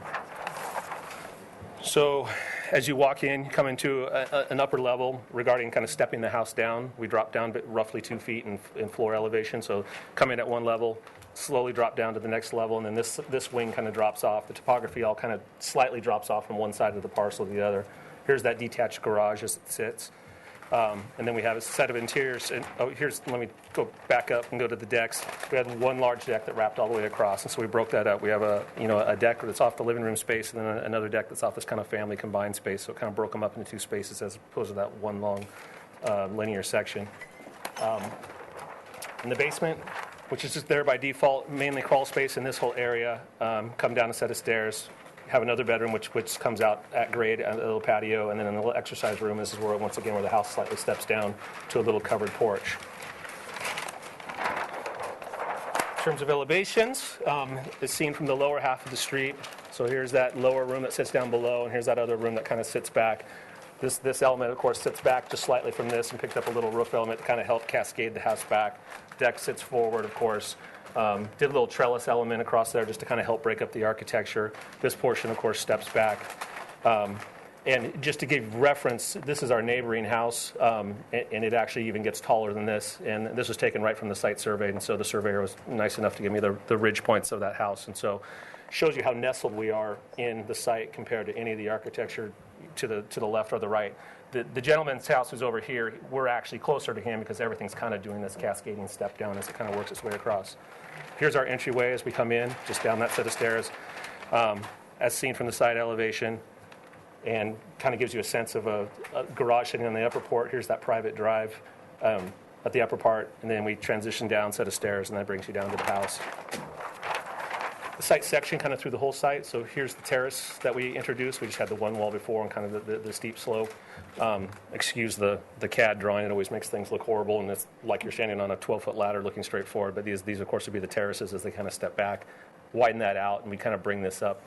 Maybe create a little pilaster, just something that kind of give it a designation that it's there. And once again, with the sandstone cap. Roof plan here. Just preliminarily, some of the thoughts about the materiality. Asphalt shingle roof. With this comp series, it has a little bit more of a profile. It's not just a real flat roof. It has a little bit more detail to it. Exterior plaster throughout. Aluminum-clad windows, high-quality wood windows casements, and then solid body stains, which would be on trellis and beam elements throughout the house. Some of the details, one thing to note too is all our south-facing, or actually I should say our north-facing walls will all be double wall construction, so it'll all be very, very deep. So it's quite intentionally where the French doors and stuff are at, it'll be at least a foot thick with all those walls. And then where the windows are, we'll kind of do a simple kind of plaster bullnose detail. There's a detail for that little bay window. It's off the kitchen that kind of pops out just a little area. Trellis details here, fireplace cap detail, the outriggers or the corbel details. Standard eave detail, railing details for the deck, some standard roofing details, and then any of the little small site walls. If I could go back to the site plan, there's a small little garden wall that we have on your way down. We'd like to do those out of sandstone and just something kind of nice and natural, and as opposed to having a rigid wall in those cases. So any place where we have like a little garden wall on site, we'd like to obviously do it out of some kind of sandstone material. We think it'd be nice and kind of more in keeping with what's around us to the left and the right. And then last but not least, Chuck isn't here tonight, but Chuck revised and updated his landscape plan, once again incorporating those terraces and kind of loosening it up a little bit. I think it was a bit more angular before, and so he kind of loosened it up, and I'll let the landscape experts talk about the materials, but I think the materials were generally okay last time. I think he just kind of augmented it and changed it around a bit.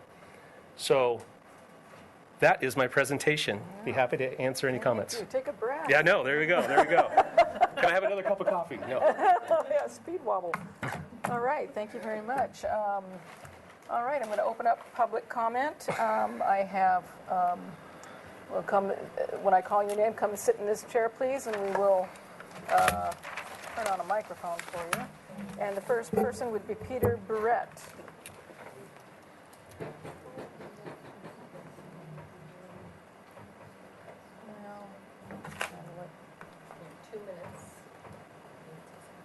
Okay.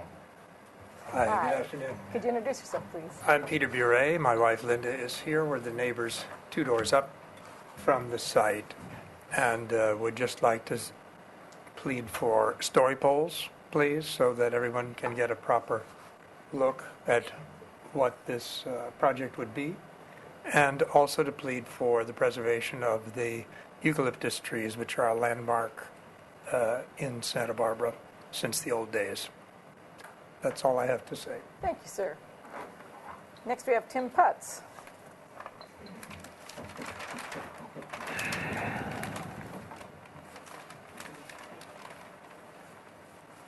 Should I fill out a slip for the other person, John Paulin, because I got an email from him, or can I just read his comment? It's okay. I'm sorry. 2 minutes. 2 minutes, okay. Hi, I'm Tim Putz at 1555 La Coronia, which is right next door. One that says pool. That's my location up there. Mr. John Paulin is out of the country right now, but he did send me an email this afternoon, and I did talk to him by phone, and this is his words on here. So, thanks for all of you. The plans present many problems. The size is too large for the site as view rights are violated beyond reasonable tolerance. The fire department did not and does not place this building on the site as was stated by architect Grant. It only defines what is defensible, nothing more. Mr. Grant has misled all parties by stating that fire department placed building on site. Fire department only will state which portion of the site is accessible to defend. Mr. Grant is not telling the whole truth to the board, but rather is paraphrasing a fire department defense protocol to meet his own development agenda. I also don't see landscape definition. Oak trees are unacceptable as they will have huge impact on views and will become a point of contention forever forward. Lastly, the east elevation is huge wall which obstructs views to an unacceptable degree from the 2 lots to the west. The balance of the architectural aesthetics is non-descriptive from drawings presented. Much of more detail is required for evaluation and comment. Okay, that was John. So anyways, I'm still okay. Anyways, my deal also is I would like to see a tile roof on this. We're in an area up there that says tile roof. I mean, there are a few homes that don't have it, and again, I believe the owner is building this on spec basis, right? He's not going to live there. Your house is a spec. No, it's not a spec. Yeah, sure it is. The day you sell it, it's a spec. Yes, to address the board here, please don't have any conversation. Okay, I'm sorry. Cross Pardon me. conversation. Anyways, I would definitely like to see some story poles out there. This is one area when they build this house that the story poles would come in very handy to see them. And I've seen it around town before. I've been in this town for 57 years, so I know what's going on. There I am. Thank you. Perfect. Anyways, All right, thank you, sir. you're welcome. Paul Strayed.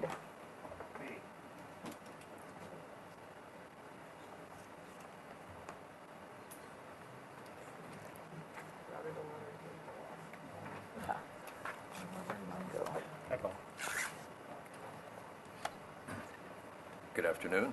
Good afternoon. I'm Paul Strady, and I live across the street from the proposed development at 1558 La Coronia. Okay. Could you please speak right into the mic? Okay. You have to get awfully close. Okay. Thank you. Thank you. And just to kind of touch base on a couple of things. On story poles, we're down below it, so it's going to be less effective to look at story poles from our standpoint, but I've seen them when they have done other projects around town over the years we've lived here, and they always seem to be helpful and put it into perspective for people who can't visualize something like that. So I guess I would vote for some story poles. The setbacks now seem better and more in conformity, I guess, but they they've changed the aspect of the house from the last time we saw it. So and again, from our standpoint, we're just going to see the the north end of it, sort of. So I think that's just something that on that side. On the roof, I guess my preference would be a tile roof, but we re-roofed a number of years ago, and I wanted to do a tile roof, but our structure of the house wouldn't take the weight of a tile roof, so we had to put a composite cement type thing on it. The wall, having lived across the street and all of the slides that we've had over the years from the hill, I'm glad to see the approach now with the terrace wall. I think that'll basically resolve the problem and so forth. On the potential landscaping on the lower half of the lot below the house down to the street, I would very much recommend not putting oak trees or any other large trees down there for, I guess, the stability of the hill that I've seen in the 37 years I've lived there, but also eventually oaks or whatever big trees will sooner or later cause some view problems with neighbors and future values perhaps and something. And some of the other areas, including Tim Putz's and a couple of the other neighbors, have done very well with some smaller scale landscaping, bushes, shrubs, flowers, drought resistant, and so forth. Okay, sir, if you could wrap it up, your 2 minutes are up. And on the parkway, I would recommend that there be no trees allowed to be planted in the parkway. All of the communications for about 70 houses, because it's a dead-end loop, so Cox, telephone, computer, all the electrical things are under the parkway.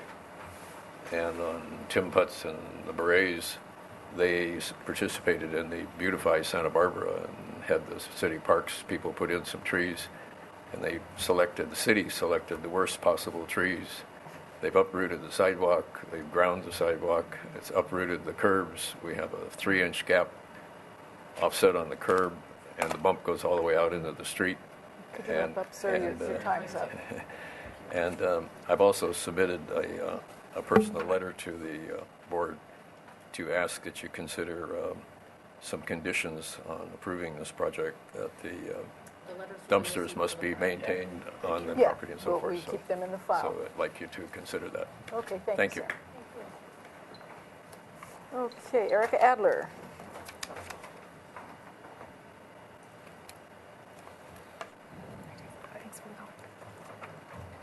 Hello. Hello.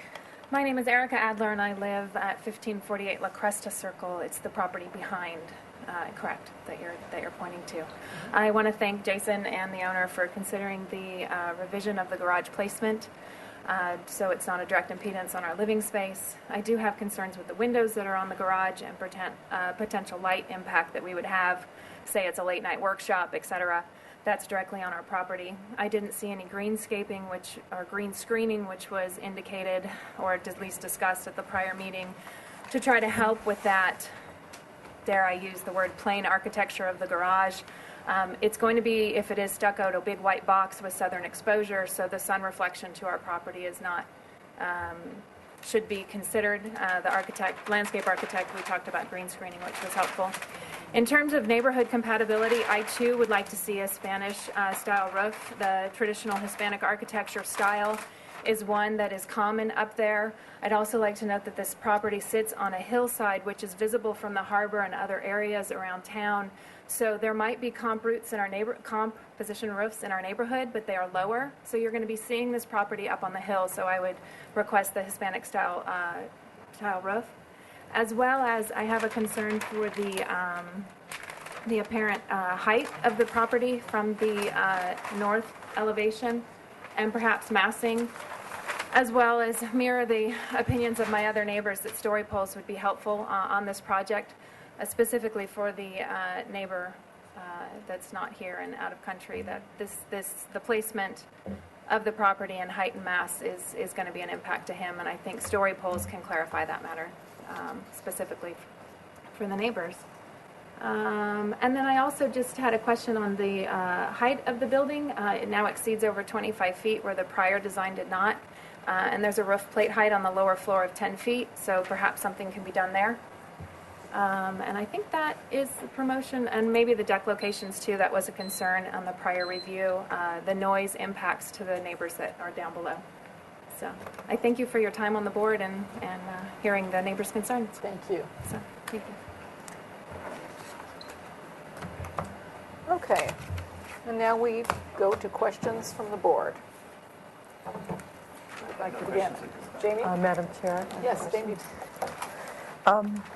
So someone was just recently speaking here about what was the maximum height of the ridge line of the previous house? It was just less than, it was, I think, maybe at 25 feet. Yeah. So, and we're at 26.6 now, and that's that highest ridge point that's here. Okay, so you're at 26 and it was 25? Right. And then is that true that the first floor is 10 feet? It's only true for just one portion, and that's where it is a little bit difficult to explain, but it's only for that one little room that's over here. It's 10 feet at that portion, and it immediately steps back, and then goes back to 9 feet, and by the time it gets to the other side, it's all the way just at 5 or 6 feet. It's just crawl space at that point. And so it's not a 10-foot plate all the way across. This building is stepping in both directions, not only from front to back, but from side to side, and the elevations illustrate that. Yeah. Okay, that's it. Yes, Madam Chair. Question for Mr. Grant. Wondering, following what Jamie was saying, if you could snug the house into the grade to lower the plate height, if that's a consideration. Also, where it's indicated on the landscape plan that there was supposed to be green screening provided, I'm wondering if that was Chuck's final iteration, or if we could see the bottoms of those eucalyptus trees, the existing ones. Do we have pictures of those? I believe you might on the site photos, if I'm maybe one more. So here you kind of see the series of eucalyptus. Sorry if that wasn't included in your pack. So they are bare trunks, there's no... You're right, correct. Yeah, okay. Very good. That answers my questions, thank you. That's the views from her window. But related to just to answer it, related to the green screening, we can definitely incorporate that, and we can, whatever landscaping is compatible, under that area, we'd be happy to, put something in. That's not a problem. In terms of nestling the building, we've actually accomplished that quite well. It's just, it's a hillside lot, and we're already retaining slightly at the front door just to nestle the house down in a bit more, and grade just kind of steps down and goes across. And so we worked pretty diligently at nestling as best we could. Thank you. Okay. Any questions? Thank you, Madam Chair. I have 4 things I'd like you to comment on. They're pretty quick. So one of them is I'd like to have the deck sizes. I'd like to know if any trees are going to be cut for this. I wanted to know if the FAR is changed because of the basement, if there was any calculation about that. And then a little bit more information on the staircase from the street. Okay, so I think number 1 was the deck sizes. Right. So we're at 240 square feet and 240 square feet for each one of these decks. So and like none of 12 by 12, something like that. well, yeah, No, more than that. they're more than augmented that. in different positions, but we were nearly 900 square feet before by the time we had that thing stretching all the way across. So what are they now, though? It's 240. There's 2 decks broken up into 2 different masses, so 240 square feet and 240 square feet. Okay, I'll figure that out. Okay, trees. There's no trees proposed to be removed at this point. Okay. And we're able to kind of get our driveway in and leave the eucalyptus as they are. And the basement, any? The basement got smaller from the last iteration because as we nestled it down, this used to be living space down here because we had 8 feet clear. It's now less than that. And so there's no sense we're not trying to dig out from underneath the hillside. So once again, the contours kind of wrap across, so the site kind of goes in both directions. So basement got smaller. The upper floor actually grew in square footage. It's just slightly, but the FAR calculation actually ended up coming at, we're a smaller house, but we're still at 84%. So we're down, I think it's 20-something square feet from the previous, just roughly. I don't have the numbers from me, but we're still at an 84% FAR. Okay, and my last one, thank you. And by the way, I really appreciate, this is, I think, a good example of the neighbors coming in and you making changes and everybody's trying to work together, and that's what we're supposed to be doing here. So what about the staircase from the street? So here's the staircase. Before, just to remind you, we were right at this, that we were trying to get out of grade as fast as we could. So the first step was there. We moved that back, kind of widened that out a little bit, and steps go up once again. This set of stairs that I'm even showing here, frankly, there's going to be a point where we reach grade and we can have more of a sloping walk than just the need to have a bunch of steps. And it's our goal to reduce the number of steps. I'm just trying to show that we're going to need a series of steps to get up here. We're going to do our best to not even have as many as that because we can kind of slope. And I'm just going to comment real quickly per the comments of the gentleman who's in Mexico. Good for him. To say that the fire department didn't place this, and I'm being dishonest, I want to bring that up for the record because it's far from the truth. And that gentleman who's not here will remember, the fire department, to their credit, when we came with this lot, they said, Jason, let me go see if we can drive up that road. It's a very narrow access. And they took the time to take a truck and drive it up there and scrape the bottom of it. And fire chief came back and said, we'd love to be able to get access from there, but our truck is just not going to make it. So what would be great if you could do is provide us an access stairs from down below. And we have a letter which states this. This isn't hyperbole. And so he said he will park the trucks down here and he will gain access from up here. As we all know who are in the profession, they need 150 feet to pull the hose. They don't want to pull any further. So with this, and because we used to have the house sitting all the way up here as the rest of the people do. With this, we pulled the house down the site, showed him that he could pull 150 feet to here and 150 feet to here. He looked at it and says, thank you, that gets us a lot closer. We think this is a house we can protect. It makes it better. It doesn't meet all the latest and greatest fire codes, but it makes it much, much better for what we need to do to give proper support to this house. So that's the real true story on how this house gained this position and why these blue lines are on here at 150 feet and why those stairs are in that location. Jason, did you do a calculation of the square footages of the surrounding houses and compared it to yours? I did not. I didn't think that would come up, and being at 84%. But to your point, I would love to, especially the house that's right next to us, because I know they're not far over the height limit and far over the FAR requirement by far. I do have a question, Madam Chair. Pardon me? How wide is the stairway coming from the street? It's 4 feet minimum right now at its narrowest spot, and then so we kind of opened up that bottom portion to roughly 6 feet. Okay. Madam Chair, I Yes. have several questions. Parkway trees. Do we have parkway trees? Here's the parkway, and Paul and I have spoke a lot about this because there's a whole series of parkway trees here, and I explained to him it's not uncommon, like at the last second somebody would say, hey, it'd be nice, we got a couple parkway trees as part of the development. And so he was just, that's what, because he's... But are parkway trees in the proposal now? They are So not. they're not there. Are you required to put them in per city requirement? Well, not so far, but as you know, at the 11th hour, every now and then... Okay. But at this point, you're not proposing any parkway trees? You're So correct. you would only put them there if the city of Santa Barbara said you had to have them? Correct. Okay. So all the eucalyptus trees are remaining. On a photograph here, and it's been a while since it's been here, so I want to just get reminded. There shows, maybe the next one. Maybe it's the next one. Those are oak trees, are they? Those are oak trees. And are they gone or remaining, or what's? They're remaining. They're remaining. Yeah. Where are those on the site plan? Right here. Right there? Yep. And are you proposing any new oak trees? I'm sorry I didn't look over Chuck's plan closely. I believe he... Oh, He has them down lower. 3 at the bottom, Sarah. okay, so that At answers... the bottom of the, can we look at? Yeah, let's take a look at the landscape. So there's 3 oak trees down there? Okay. Let's see, where did all my questions go? Okay. The windows at the garage, could we look at those again? I don't know where that is. Yeah, sorry, let me just... throw this back. So that would be here. Those are the ones that the neighbor's referring. Right. So those are 2 feet wide by 4 feet high, roughly? Probably 2 feet by 3.6 or something, and those are occurring right there. And they are casement windows? Mm-hmm. Okay. There's none on this side? Correct. Okay.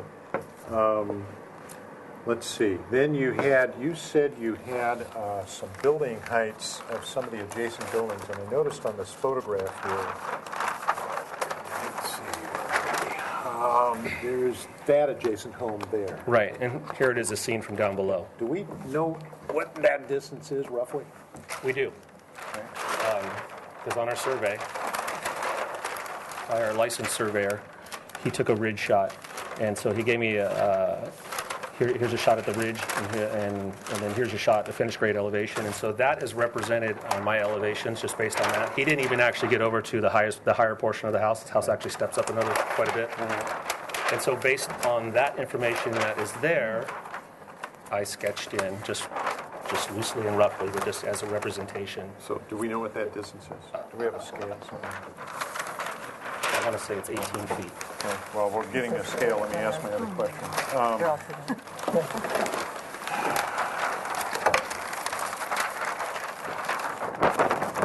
So what's the scale? Okay. Oh, I'm sorry, 360. 360. Keep you on your toes. I know. It made it fit on the sheet. It's 22 feet. Mm-hmm. Okay. And that's not the highest point of that house. Correct. So the house actually gets higher. Right. You're at 26 feet. Right. Okay. The house that's immediately behind, and I think it shows up on this, where are we? That house. Yes, correct. Do we know what the height of that house is? I do not. Let's look at the, so that 22 feet that I just measured is roughly there. That's correct. Okay. And the next house behind you is there. Right. So just in eyeballing it, it may be a little less than 22 feet, but it's certainly not 10 feet or 12 feet. It's much higher than that, correct? Right. Okay. Okay. Let's see. Lighting. We haven't talked about lighting. What are you putting any kind or considering any kind of lighting on that staircase that's coming up from the street? Actually, no. It's a good question. No. Okay. And then the lighting in the entry driveway garage area? There will be lights on the garage and, here we are. So here's our lights. We end up with a total of 12 of them, and really it's just basically per code we're flanking, and I don't think that's these lights here? Correct. Okay. So no lights on the garage? Actually, we do want to put lights on the garage. Okay. I'm sorry. Those are down lights? Exactly. Shoot straight down. Exactly right. And so if one were not to put, where's your garage elevation? So there's the back. Okay. So now I want to see the other. I think that's back there. Sorry. One more. This elevation. So if one were to have no windows here, do we have planting that's in front of this wall? Yeah, there's not much now, but there'd be no problem with us putting some. And frankly, related to those windows, there's really no need to even have the windows. So if those windows are away, then Right. we do literally have a blank wall. Right. But it probably, okay, well, I'll save that for comments. Okay. Which if I asked another neighbor, they'd be offended by that, How do you win? And then we had this discussion of urging your client to consider a Spanish style or at least a red tile roof of some sort. What was the result of that conversation? It's shown on these drawings. It's not showing on the drawing. Did you have that conversation? Yeah, the conversation. We did. Said no. Yeah. Said no. Yeah. Okay, and the client said no. Correct. Yep. Okay. That's my question. Thank you. Any other questions? Comments? I have comments. Yes. A Fran. lot of things I've been struggling with in particular, and I'll bring up the first issue, this tile roof. I know we asked for a tile roof. I also know that the two adjacent houses have tile roofs. Well, the surrounding homes have tile roofs. But my final conclusion and my feeling in the matter is if you look on the top of the street, there's a house down below that has there's several homes down there that have sulfuric acid. What do you call it?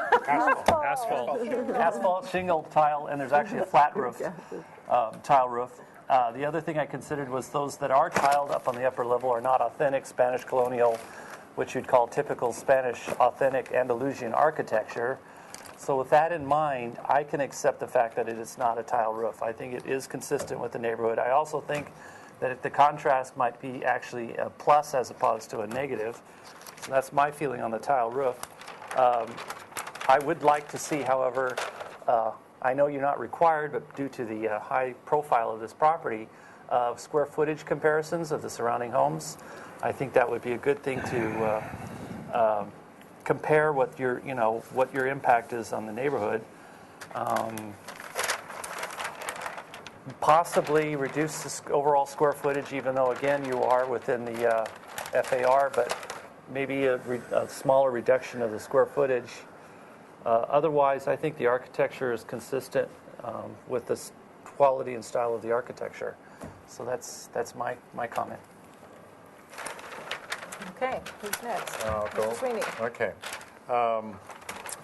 Let's see. I would start with maybe with the whole Spanish style versus everything else. In the effort that the designer has made to shrink this house down and stuff it into the hillside, I think he's gone quite far to accomplish that effort. So from a size, scale, and bulk, I'm certainly less concerned than I was the first time around. I certainly think we should have story poles on this project, only because I think a lot of the neighbors are having a very difficult time trying to visualize what this thing's going to look like. I mean, I'm comfortable. I can visualize it. I don't think it's going to have a huge impact. This is going to be a relatively diminutive size building compared to the immediate houses on either side. But it's important for the neighborhood to have a level of comfort of what it looks like.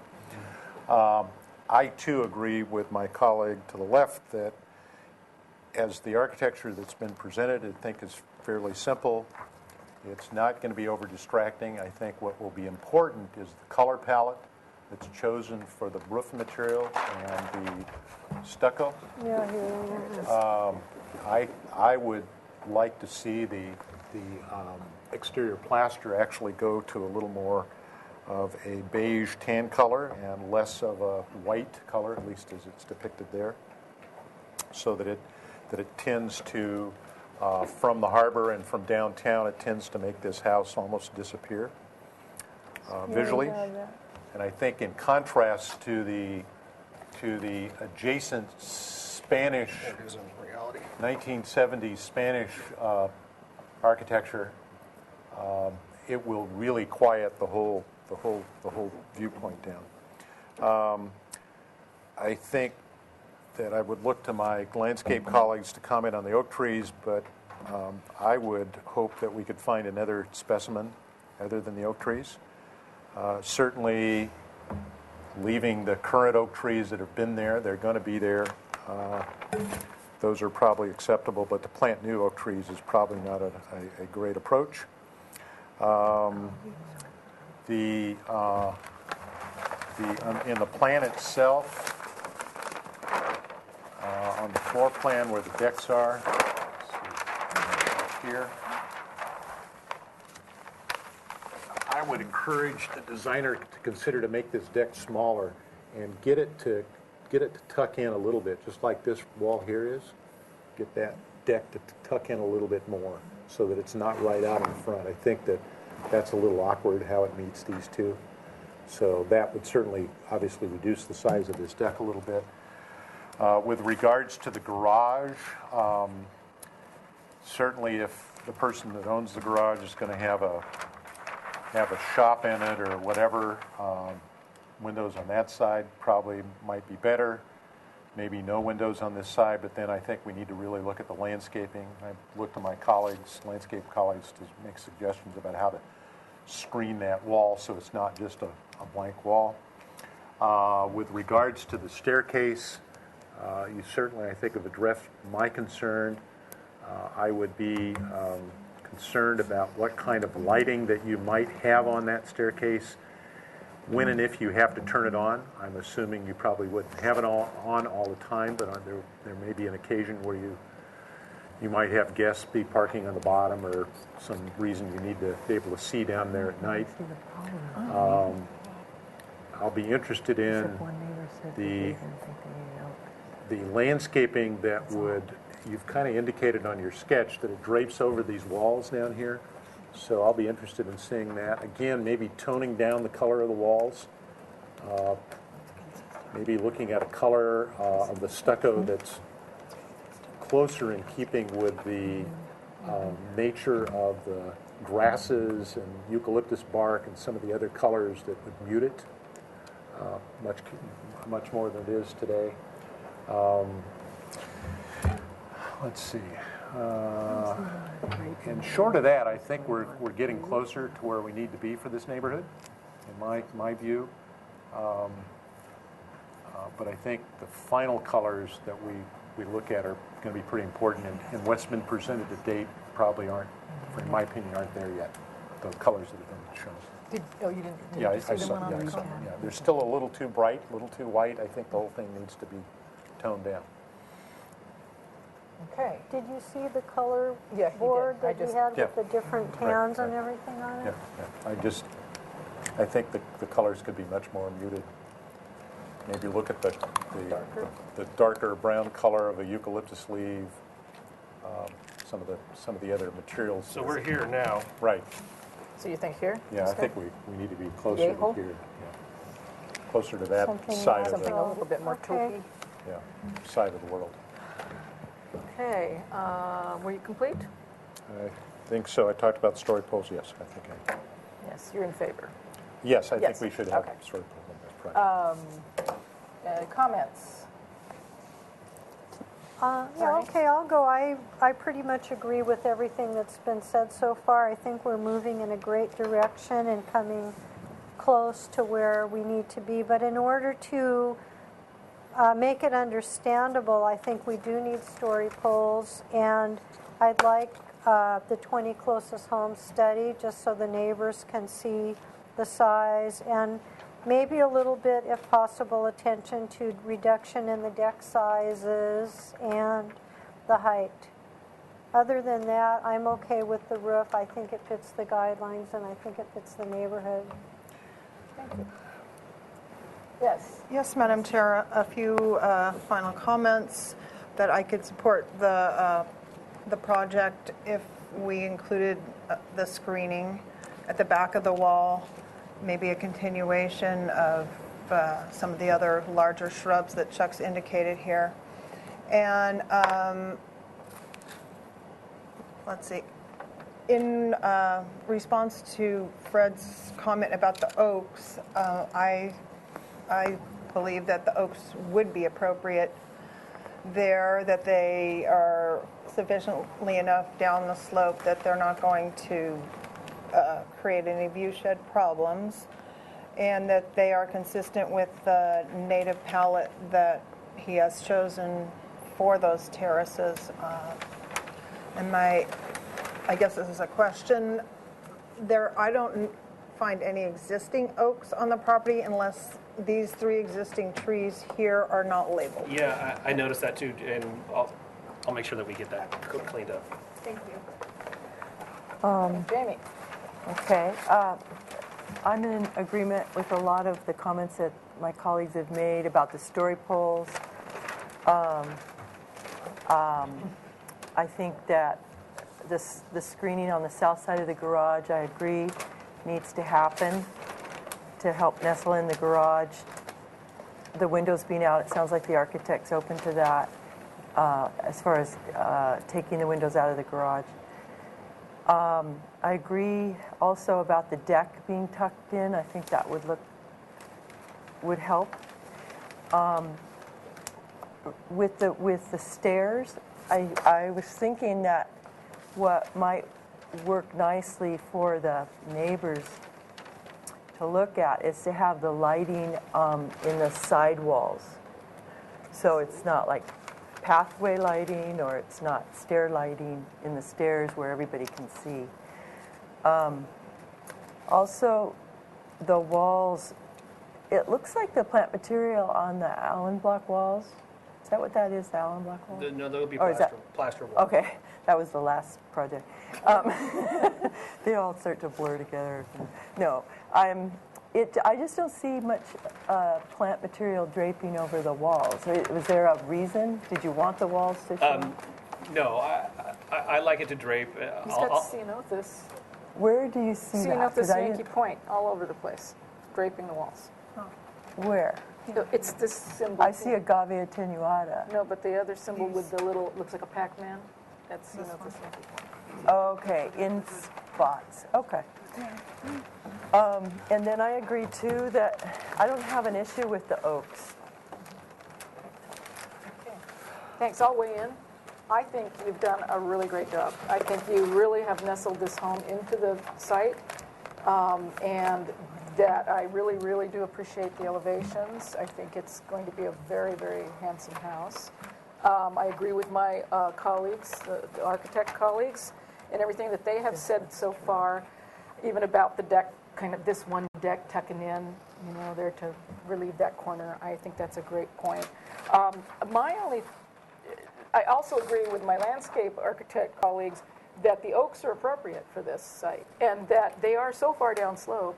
And what they will do for the gentleman who lives across the street, La Cornea, is they're going to help to block the house from his view as he looks up the slope. So that's a good thing, right? I mean, so that when you look up, you're going to see beautiful green. You're not going to see, the house so much. So I see that they're strategically placed and in the terraced area down low. Not a view blocker for anything that I can see here. I think that the story poles, I say, yeah, I agree with my colleagues, if mainly for the illumination of the neighbors, because from what I can see here, it's a non-issue, but, we want to make everybody happy. And then the other thought about the garage windows, I think that's a good idea to switch them to the other side. But even so, it's going to be tough. There's a reason there's nothing growing under those eucalyptus. they're allelopathic. You're not going to get hardly anything to grow in there. It's very tough. So, that's why it's bare dirt now, and they poison other plants. So, but to try to just give you a little something, we can try something in there, but I don't know what he's going to come up with, because honest to gosh, that's one of the most difficult landscape situations that you can possibly have. So, Madam Chair, given the fact that it's hard to grow anything there, Yeah. Very difficult. Would it be better if we encouraged the designer to create, rather than having windows there, but create some kind of architectural element to break up that wall a little bit? You've kind of done a little bit of a craftsman approach, so maybe some element in there that just breaks the wall up a little bit. Architectural. I mean, It doesn't have to be a window. There may be a couple of tall shrubs that'll work there. Okay, there's a few that my landscape architect friends are saying yes, yes, yes. So we'll talk to Chuck maybe and see what he can come up with, a little research.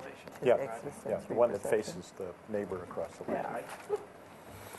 And as for the lighting on the stairs, I wanted to ask you, I forgot to ask you this in questions, is there going to be a gate down at the bottom of this? So this is going to be open, so the public could come up that way?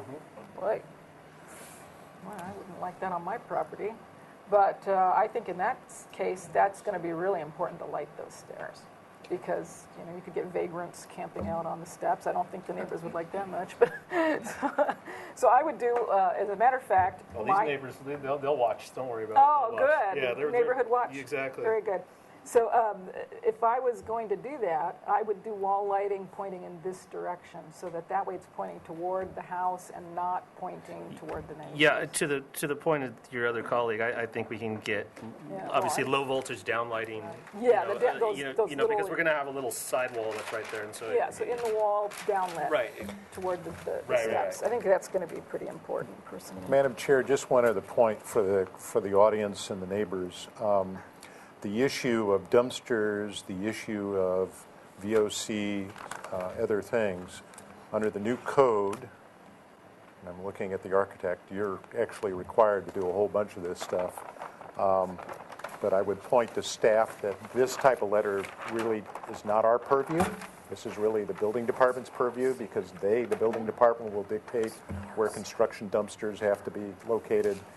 They also have purview over the types of paints and so forth. So I would suggest that a copy of this letter accompany the project to the building department.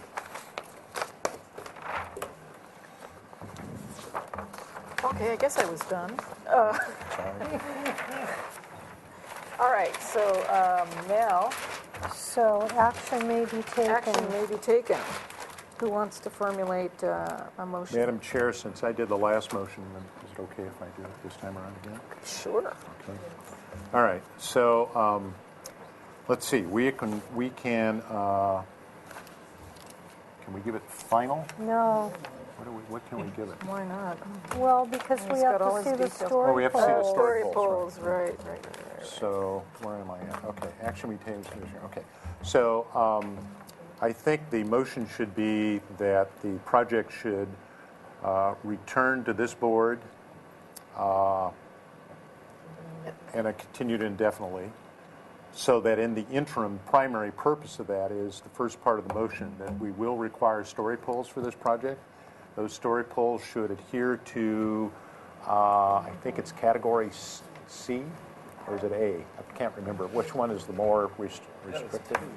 2 is the middle, isn't it? 2 is in the middle. Two? Yeah. Well, it's the outline of the roof is 2. I'm trying to remember what the staff could. Thank you. Okay. Yeah, A, B, and C.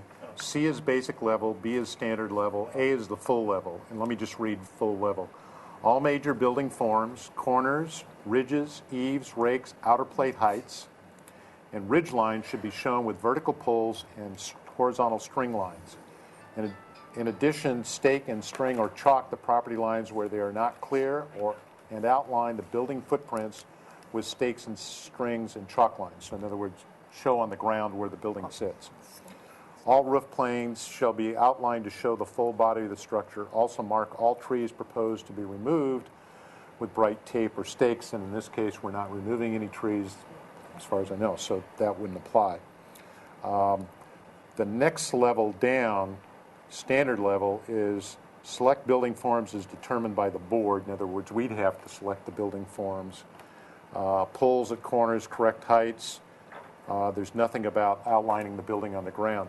Given the fact that a lot of neighbors expressed concern about where this house sits on the lot, et cetera, I would make my motion to be the full level of story poles. That way they can chalk the ground.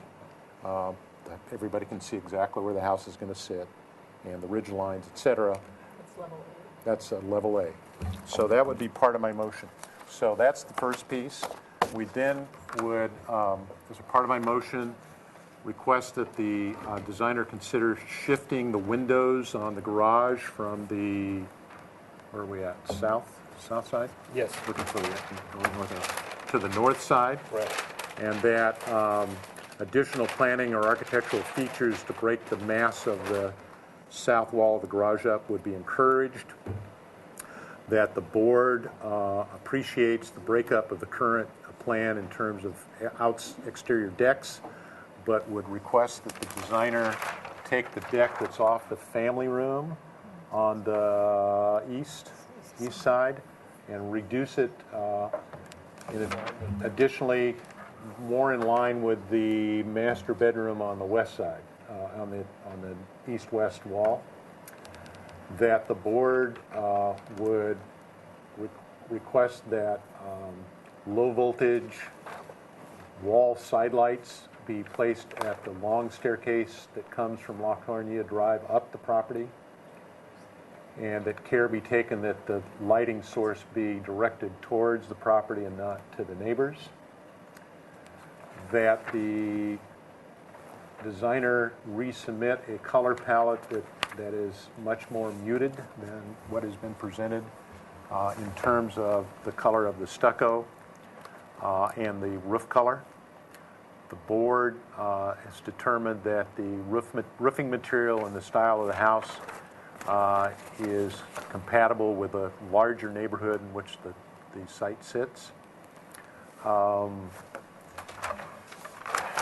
the applicant should return with the square footage of the nearest, how did we do that?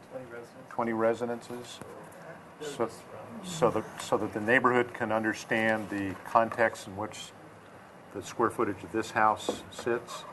And if possible, the adjacent houses be measured for their building height, so we understand the height of the adjacent houses versus the 26 feet that's of this house. But I think I got everything. Okay, Yes. that's my motion. All right, all in favor? Aye. Opposed? Okay. Indefinite continuance. And do you have my paperwork there? I probably did.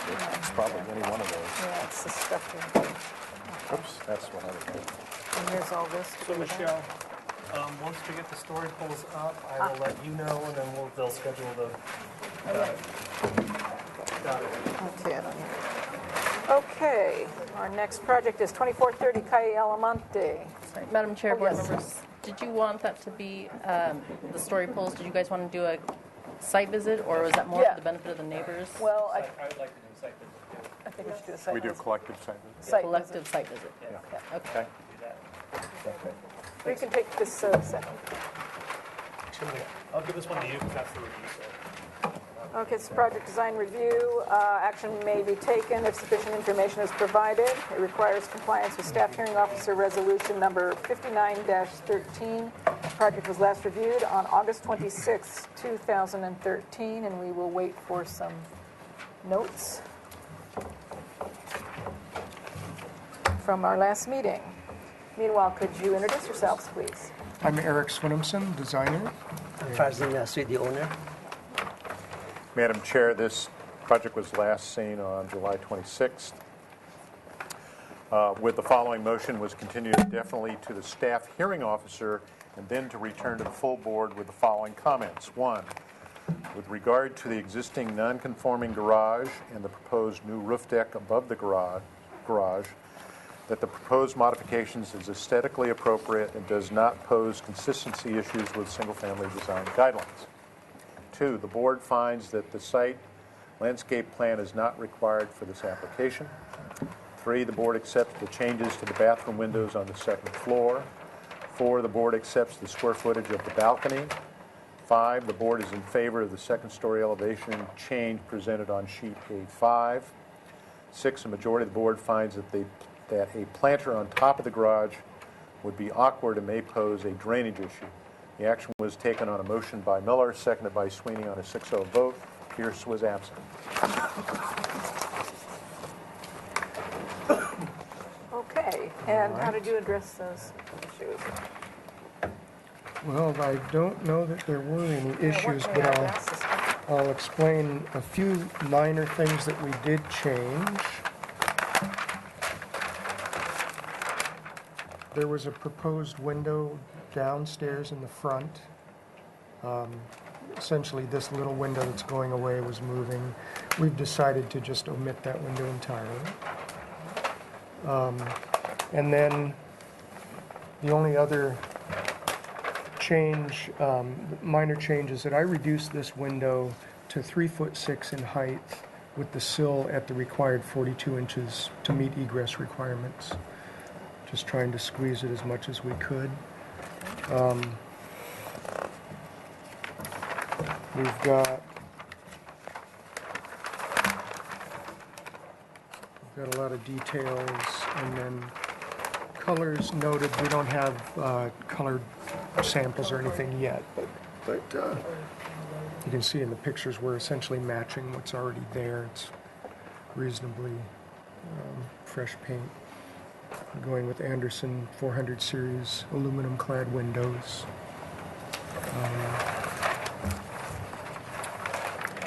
Your details? The only item we had on this, number 6, was the planter. What was? Well, yeah, I'll describe that. I think there was discussion back and forth about how to deal with this balcony being, it's, I think, 4 or 4.5 feet in the front setback. The setback line comes across here. and there was discussion about making this portion that's in the setback a planter rather than a balcony. And it seems to me that everybody agreed there was essentially no point in doing that. It's towards the street, it doesn't affect anybody, it's far from the neighbors. And then putting a balcony or a planter there does present drainage issues, and it may look funny from the street having a balcony on top of the garage, or a planter on top of the garage. So we went in with the assumption that we were going to get a modification for this encroaching into the front setback, and that was approved. Yeah. A couple of weeks ago, we got the approval Okay. from staff area officer. Okay. I'm going to open up public comment, and I have one slip here from Steve Jordan. You could take that seat, and I think your mic's on. So my comment is in regards... Speaking Sorry. My comment is in regards to this window, which is... Sorry. Point. Here we have it pointed here. So help me. Let's see, this window here, and we would request that it have a permanent privacy treatment on it. I know that they had planned to put some Roman shades on there, but we feel like that doesn't meet our needs because of the layout of it, the way they are and we are. That window will look right into our living room, and because we have all glass on the corner and everything, and so we would ask that it have a permanent window treatment, privacy treatment. Okay, that's it? Thank you. And when the time Okay, comes, sorry, there's not time to speak yet. Now we go on to questions from the board. Questions? Questions? Any questions? No questions? No questions? No one's got any questions? Oh, hold on. One question. It's Yes. Should I recognize Brian? Why did you decide to get rid of the little window in the bathroom? it's facing the street, and so people who are coming towards the house, that little window is going to be facing the people coming in, so in terms of privacy, it's not good. Okay. Okay, comments? There's no one else. Any questions? Any comments? Just, I guess a question to staff. So we could theoretically give this final approval, but we don't have a color board yet? Final The first consent. approval they're looking for is project design approval. Yeah. Right. So we could do that and send them to consent? So they can do the color board and whatever else they need to do? Okay? Well, I have one comment.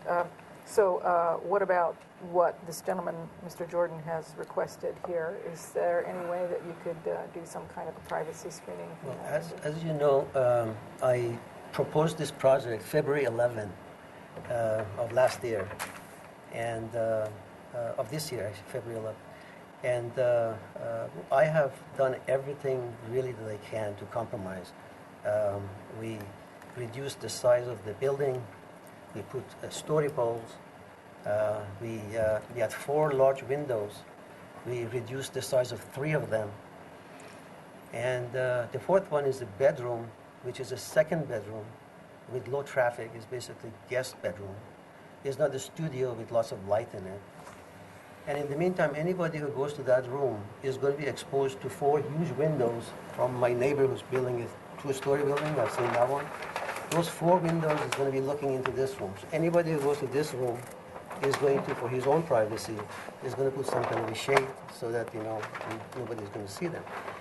I did talk to my neighbor, Mr. Jordan, over the phone. He called me, and we arrived at a compromise that he agreed to, which was to put Roman shutters, behind the window. He agreed to that. Then 2 days later, he calls my, architect and says, we want to put frosted, glass in it. Remember, at the very beginning, I proposed frosted windows on all of the 4 ones. There wouldn't be any reason for me to make those 3 smaller if I wanted to put frosted windows, But Mrs. Zimmerman here said that, that looks very ugly. So, we don't want that. to arrive at the compromise which is going to make one person 100%, not 99% or 98% satisfied, basically that means nobody can build anything anywhere. Now, on top of it, my neighbor exactly to the north has a lot which is about 2 feet above mine. He has built a 2-story building with very high ceiling, but still the top of the roof is lower than the top of, Mr. Jordan's roof. And the distance between the corner of the property we are proposing right now, the remodeling we are proposing, to the corner of his house is more than 70 feet. It is not direct, it's slanted. And we are lower anyway than, his window, because he's up there. So I think that, it is it's going to cost us a great deal more damage, and unhappiness than making this little modification here is going to make him happy, because I don't see what kind of effect this is going to have on him. Okay, thank you. Madam Chair, just to respond. We don't have an obligation, and we've discussed this several times. We're not required to guarantee anybody's specific window view. Remember, we were all coached about that. We were to look at the general neighborhood view corridor, the general view of various neighbors, but we're not obligated to guarantee anybody's single view out of a single window. Well, this is a privacy issue, however. Well, this is not a view issue. But we've been to that lot. We've been to that site. We've stood up on that property, and I tend to agree with the applicant's comment a few minutes ago. It's 70 feet away. Okay. It's like, how many windows are you going to not look in? So I think, given the use of the room, and given the nature of the use of that room and the fact that it has to have a window that big for the exiting requirements for code, that it's perfectly acceptable to have an interior drape or Roman window or Roman cover. Okay, good. Well, that's what I wanted to bring up because it was a concern by the neighbor. And Okay, thank you. that's that. All right. Madam Any Chair, other- board members, just for the record, I wanted to acknowledge that the project did receive the staff hearing officer approval on October 2nd of this year. Staff hearing officer resolution number 059-13. There were 2 conditions to that project. One, if the building is demolished beyond what is shown on the staff hearing officer approved plans, and or if the size of the deck is altered, then the construction of the project shall be halted and the applicant and or property owner shall contact the planning division for a determination on whether one or both of the modifications are still valid. And B, if the size of the deck is altered, then planning division staff shall be contacted for a determination of whether the front setback modification is still valid. So mostly it's just an informational to the applicant that when they're in the process of construction to conform to the required plans, don't allow it to be more than what, in demolition, than what is proposed. Okay. Okay, thank you. Then time for a vote. A motion. Did we see the garage door, or is it going to stay what it is? It's existing. It's existing. Yeah, it's Okay. that's a new garage door. And then the roof, Is going to be what is the existing one, which is matching the existing. All right, can we get a motion? Madam Chair, I would move for final approval with the applicant to return to consent calendar with... No, it's project design approval. Excuse me, project design approval with, to appear to the consent calendar with final details and color board. Okay. I second You that. second that? You need NPO findings? And that we find that the project is now in consistency and appearance with the neighborhood, that the materials, size, scale, and bulk of the proposed project is compatible with the adjacent neighborhood as well as the architecture and proposed materials. There are no significant landscaping issues posed by the project, and that it has met the good neighbor guidelines because the applicant has made a major effort to contact and have discussions with several of the adjacent neighbors. Okay. All right, and we had a first and a second. I think Brian's already seconded. Brian seconded. All in favor? Aye. Aye. Opposed?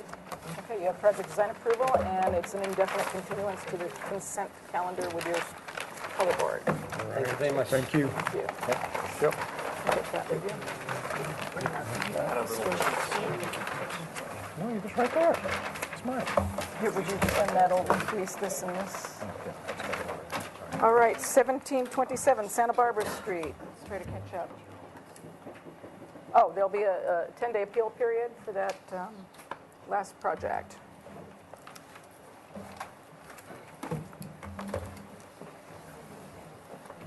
Oh, yeah, is this new or this is not new? This is They're here. This action may be taken if sufficient information is provided. This requires compliance with Staff Hearing Officer Resolution 57-13. The project was last reviewed on October 2nd, 2013.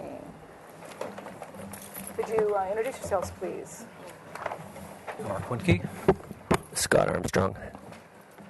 And we'll read some notes here to get us all up to speed. This first part is number 7 is just the wall up front, which we sent out. We got them on, now we're back. And then the next project is the house. Okay. There's 2 pillars and So- the gates. Do we have minutes to read for this, please?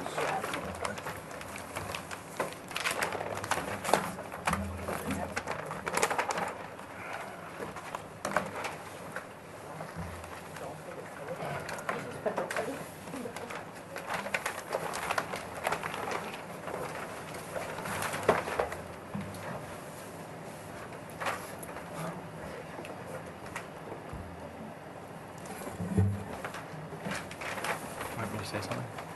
We're waiting for some We're waiting for the notes from the last notes from meeting. the last meeting.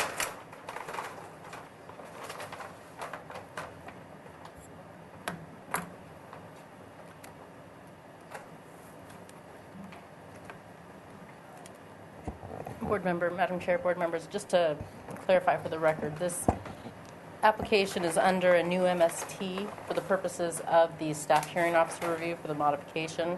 The comments for this last review were addressed in the previous motion for the residents, where the board directed the applicant to proceed to reinstall the pillars and gate at the height limits and pursue the modification. So there's no really comments for this modification. So I think just let the applicant proceed. Oh, okay. Then, yes, proceed, please. So that's what we did. Okay. And then they got approval at the mod level. Okay, so where are we then? You've got your pilasters back up and ready to go, and No, they're not built Not yet. up, No, yeah. and these are the details for that. Yeah, and the landscape plan also shows them in the new set. Okay. This was just to structurally get the parts done for the modification. So does this need a separate vote then to? Yes, thank you, Madam Chair. And let me also just read for the record the resolution, the conditions of the resolution. The resolution, the project received staff hearing officer approval on October 2nd, 2013, resolution number 05713, subject to the following conditions. Item A, the reinstalled gates must open inward towards the private property and be maintained in the open position. B, if the applicant chooses to install gates other than the previously removed gates, then the reconstruction of the wall, pillars, and gates shall be halted, and the application and/or property owner shall contact the planning division for a determination on whether the wall height modification is still valid. Item C, if the previously removed gates at the front property line are replaced with operable gates, then the gates shall be remote, actuated, and open in towards the private property. Item D, the replacement gate, brick pillars, and brick and wrought iron fence shall be rebuilt to match the original construction. Item E, the hedge within the 10 feet of front property line and within 10 feet of the driveway for a distance of 20 feet back from the front property line shall not exceed 3.5 feet in height. The existing hedge shall be reduced in height to meet this requirement.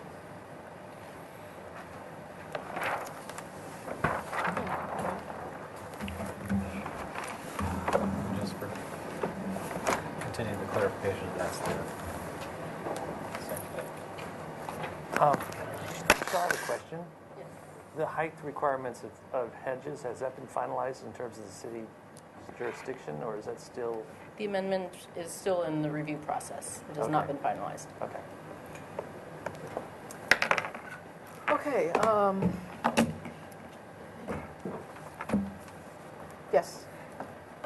I don't know if it's possible, but I know that we would like to keep the hedge higher and the neighbors would like to keep the hedge higher. So if there's any way this could be approved with everything but that one line item in it, from what I understand, it can't be, but... Yeah. Well, that's unfortunate because wasn't it tall before? I mean, It's tall and it's tall now, yeah. so they're asking now, what I'm seeing here is this says existing heritage hedge to remain on the right side as we look at the gate. And then it's on the left side that they're making the hedge come down to 3.5 feet? Our property only goes over to here. I see. So this is the neighbor's property. Okay. This is about the 10 feet. Visibility the within the visibility driveway. quarter from Yeah, cars pulling right, out. right. So that's going to have to be cut down as Madam well. Chair, typically what happens is, in this case, they would just specify on the plans that it will comply with the municipal code section 2887-170.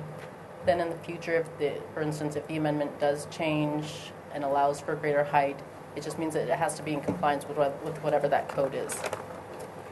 Madam Chair, to staff, isn't there a way that you can take photos and you can go show the history of the hedge, or there's some ways that you can get an There are some ways. exception? There are some ways, but this project was approved with the condition to reduce the height. So But they that, could try. And that's just No. that's just 10 feet on This either is side. specifically regarding particularly what it appears to be is the driveway access for visual safety.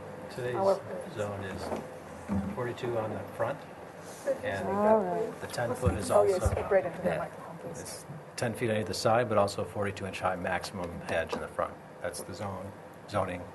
So, So they're enforcing that as well in this? Yeah.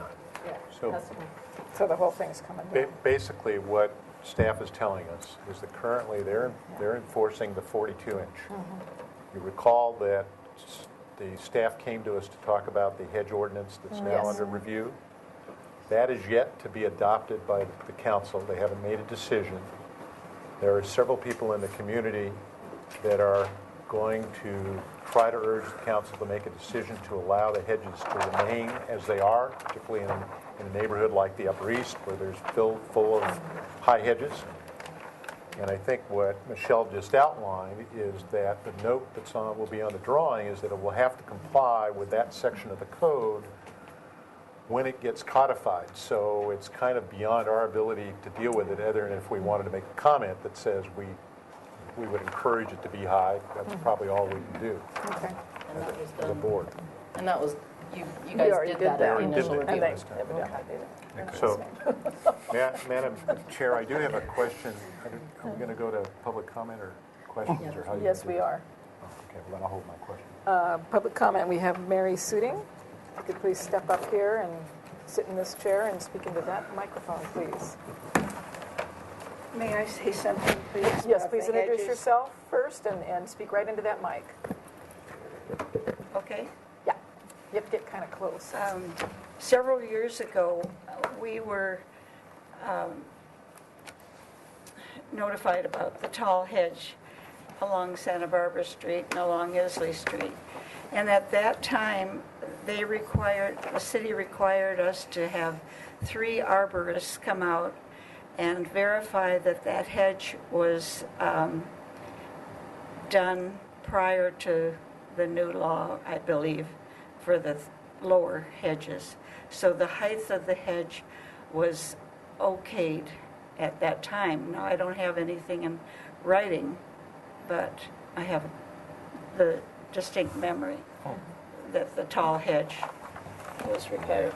Also, remember that's a one-way street, so one doesn't really need to look down or up the street as much as down It's the out street. of our hands, I'm afraid. I just wanted to let you know about the prior That's a shame. operation we went through. Right. Yeah, that should have been It's addressed to the staff hearing officer. That was their discretionary decision to make. But we appreciate your comment. Well, you've got it looks like you have it here on the plans, so that's what you're required to do. Yes. In response to Mary, maybe we'll wait to the end of the project to actually do the columns, and maybe by then the council has amended. There you go. So there's a few There's maybes in there, there's but a few maybes. let's not give up hope yet. Okay.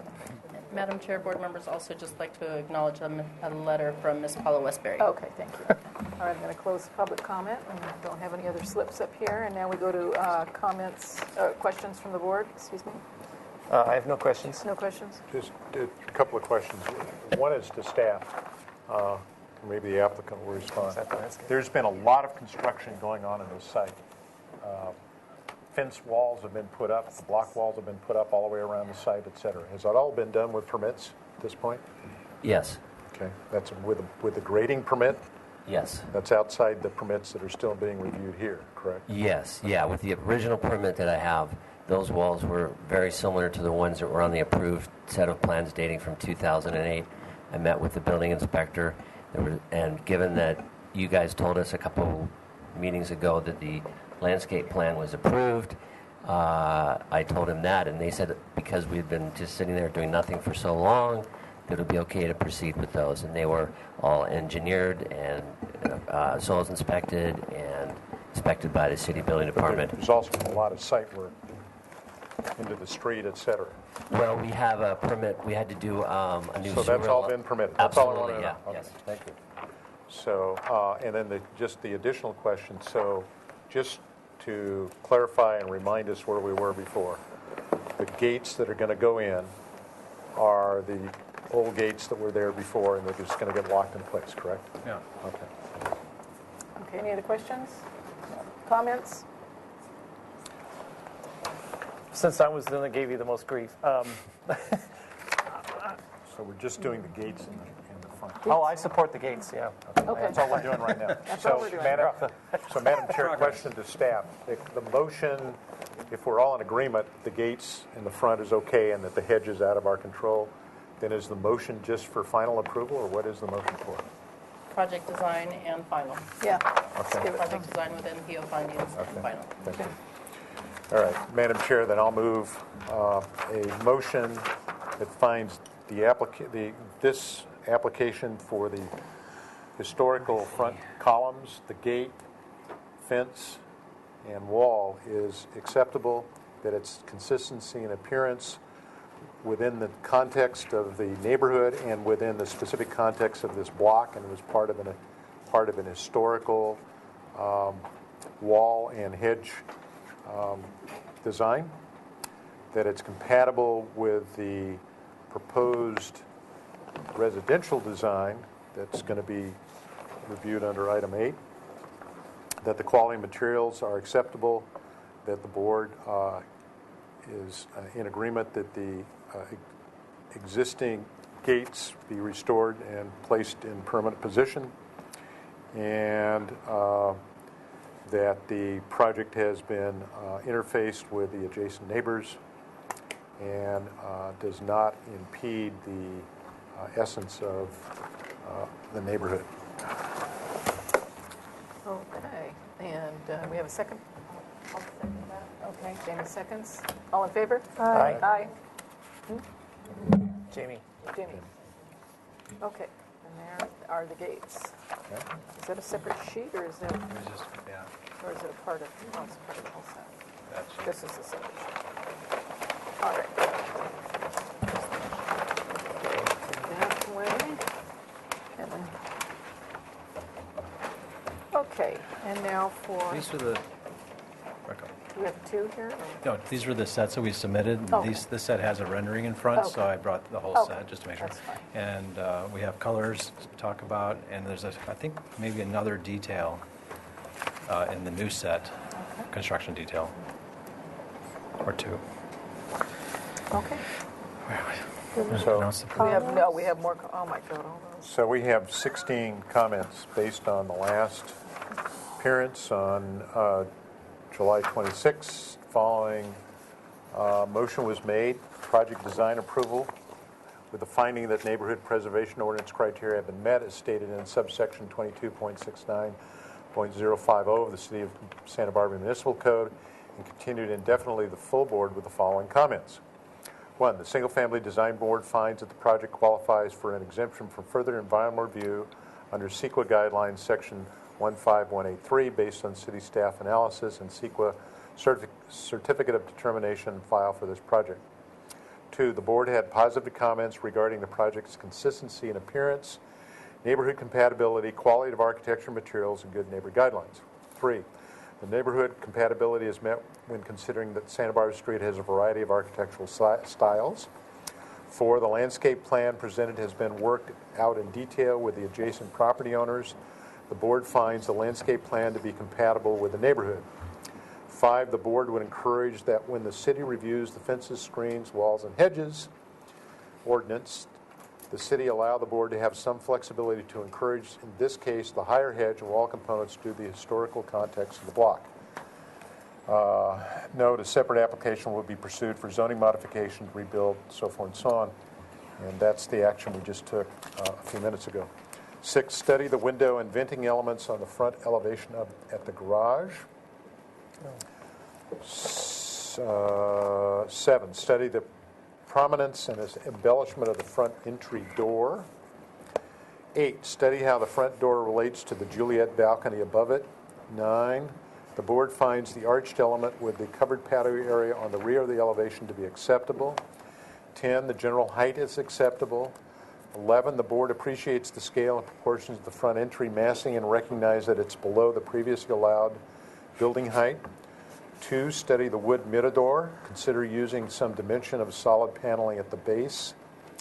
13, study detailing of vertical and horizontal elements to create window fenestration. 14, study sizes and shapes of the small windows on the right elevation. Reduce and study the number of location of square windows included in all facades, but particularly in the elevation that encloses the staircase to the second floor. 15, study windows shown on the right elevation that encompass the passageway between the garage and main house. Further recess the windows in the wall to emphasize the scale and thickness of the wall. 16, study the chimney cage element. Study a smaller design. Action was taken on a motion by Sweeney, seconded by Zimmerman. 5-1 vote. Miller was opposed. Pierce was absent. Okay. Whew. Would you like That's to- what we did, all those things. All those things. But, Good. Well, perfect then. and more. So. All right. Well, why don't you show us? We. Okay. I'll do that. I like that. All the things we mentioned before are most of them are prevalent and be able to be seen from here. Some of the most important ones from the front to the back are that we've simplified and redefined this whole front facade, which you can basically see from the sidewalk most prominently in the front. This is one of those bay windows that has space behind it. Then there's a window. Sometimes bougainvillea grows on it. Sometimes it's lit up a little bit. So it's kind of just quaint, right? It gives a little buffer instead of that. That was our one option, was either that or actually have a bay window in the garage, but either one is, we preferred this, the first one I just mentioned. Above it has a little round window into the attic space with a decorative wrought iron element. But we think it kind of, it really simplified the facade. It didn't make it seem like it was any form of postmodern, small square or hole openings. Mm-hmm. And this quaint little element thing is actually kind of cool, if bougainvillea grows in it. We also opted for the two gable roof areas to be different than the hip roof areas. And when I mean that, I say we're going to radius curve the stucco in this area so it just blends up and turns into the gutter line. We think that, again, simplifies it in a way that makes it seem really elegant and plain and very Andalusian style. And then the roof areas and the hips will have the extended 18-inch extended radius, or exposed rafter tail, with the 1x4 decking underneath and that style. So that happens in this area and then the area in the back, which we'll see in a second. The thickened walls here are that link between the garage down a few steps into the living room area. So that becomes, I think it's an 8 or 12-inch thick wall, look in the plan, and the like. So that looks, and these are just large fixed pane windows with true divided lights. In this location, the Jack and Jill Juliet balcony is above the entry to the door. This is a thickened wall area at the door, so it's surrounded by a cut limestone surround, and then goes back into the jamb, another 18 inches also in limestone.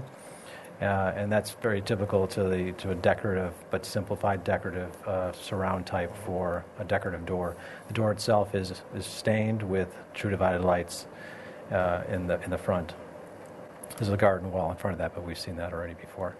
You can start to see on the side here a total new study. It's a big it's a plain two-story wall where the stair is, and so instead of having windows that step up the stairs, we opted for one really nice window. And I think that's probably a time we're running into the trees, and we can look at the directly to the civil drawings are in the front. All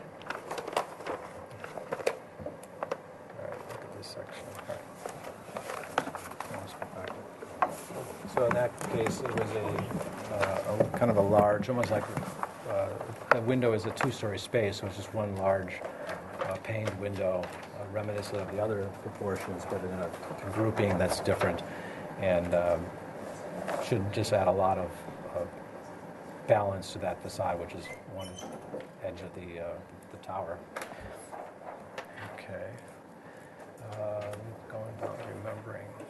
As you probably remember. Okay, yeah, the mirror door in the back, it's all stained wood. Sorry, Mark, we can't hear you. The mirror door in the back in the side is all stained wood. The bottom portion is with T&G stained planks, and the top portion is smaller paned window divided lights, so it more mimics something that's more special than some of the other divided lights, which are bigger sizes. Kind of makes it more mirror door like that way. The chimney was actually brought in plain, and the chimney is then brought into the living room area, so this whole facade is plainer. It doesn't encroach that into any way to the driveway area, to the easement side of the house, and it kind of very nicely simplifies that kind of extruded stucco style. Reduce the scale of the cap from something that just goes over the sprocket arrestor inside. It's just an ornate, decorative wrought iron grill work with some small elements of crosses and zigzags.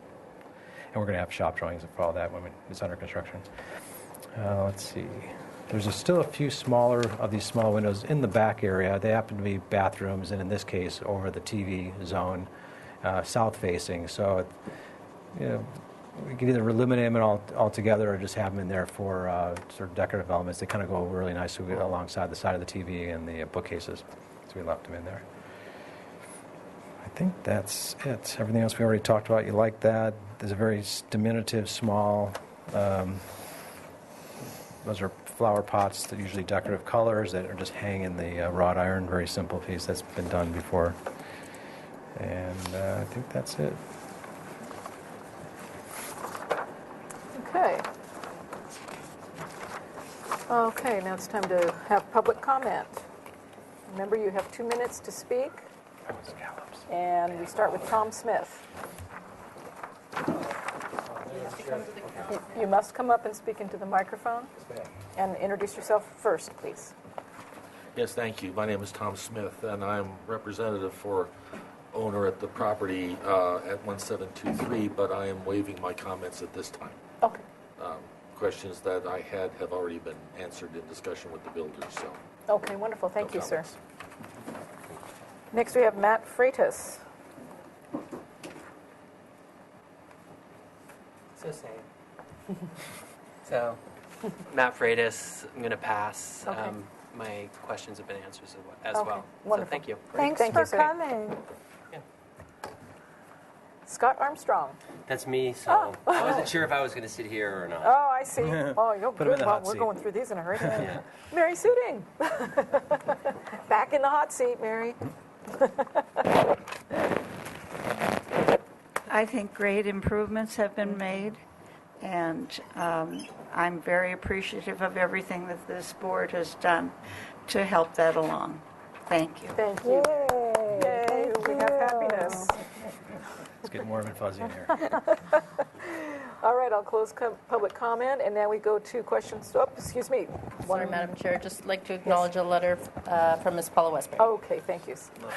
What did she Chair? say? Oh, she always says the same thing. Questions from the board? Madam Chair, I forgot to mention the colors. Oh, You wanna yes, do it we now? have a color board. Okay, Two color they're boards. very similar. Thanks. Okay. We tried to pick colors that were not only historical in nature, but also maybe, I'd say, a little darker stucco, so it doesn't look too weird next to the other houses, which are more like painted ladies. So this was before and this is now? No, these are two options. Oh, there are two options, So I see. we don't want to walk away here without one of them being approved. This one's a little lighter. That's the oatmeal color. It's a off-white oatmeal color. It's not the lightest size, of the whites. And this one is more of a sandstone color. A lot of similarities, dark colors, the darker windows in that one. The stain color is maybe not as dark as that, but it looks like that.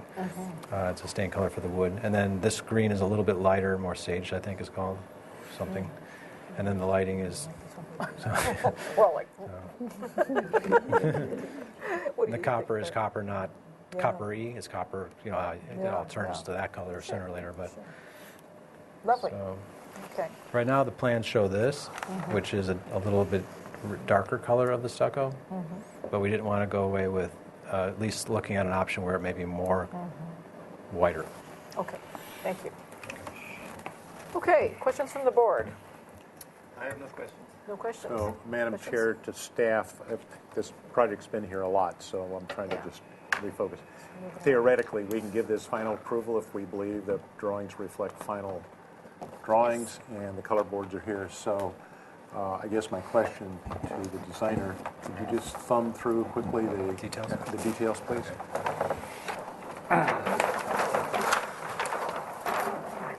And then I have one question on the... After Fred's finished. These things? That's, No, these things. what are you pointing to? Which part of your glasses? Go ahead and let Fred do it so he doesn't This? get mad. The railing? That's the inside of the staircase. That's interior. Oh, that's Yeah, the that's the interior. stairway in the interior.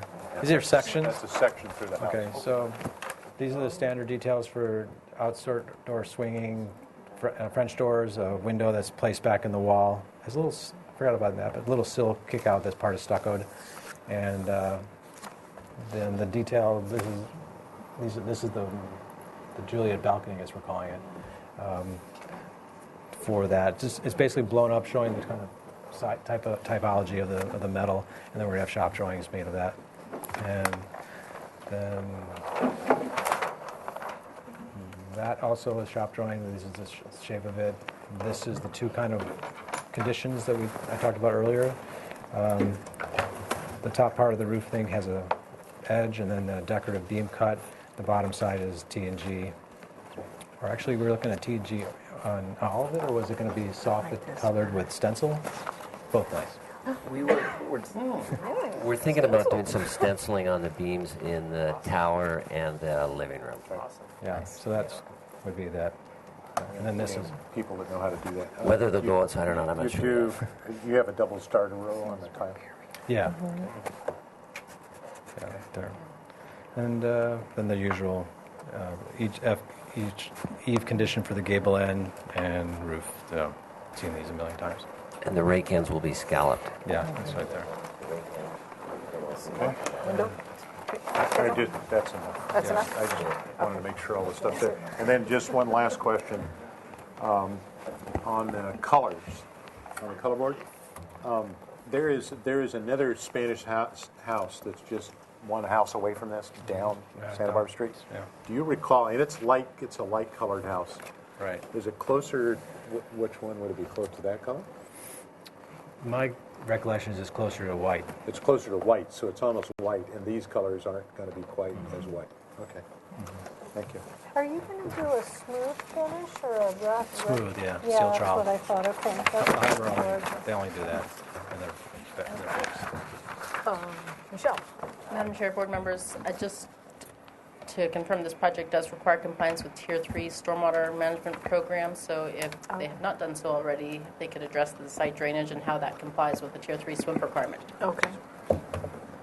So is that on these drawings or not?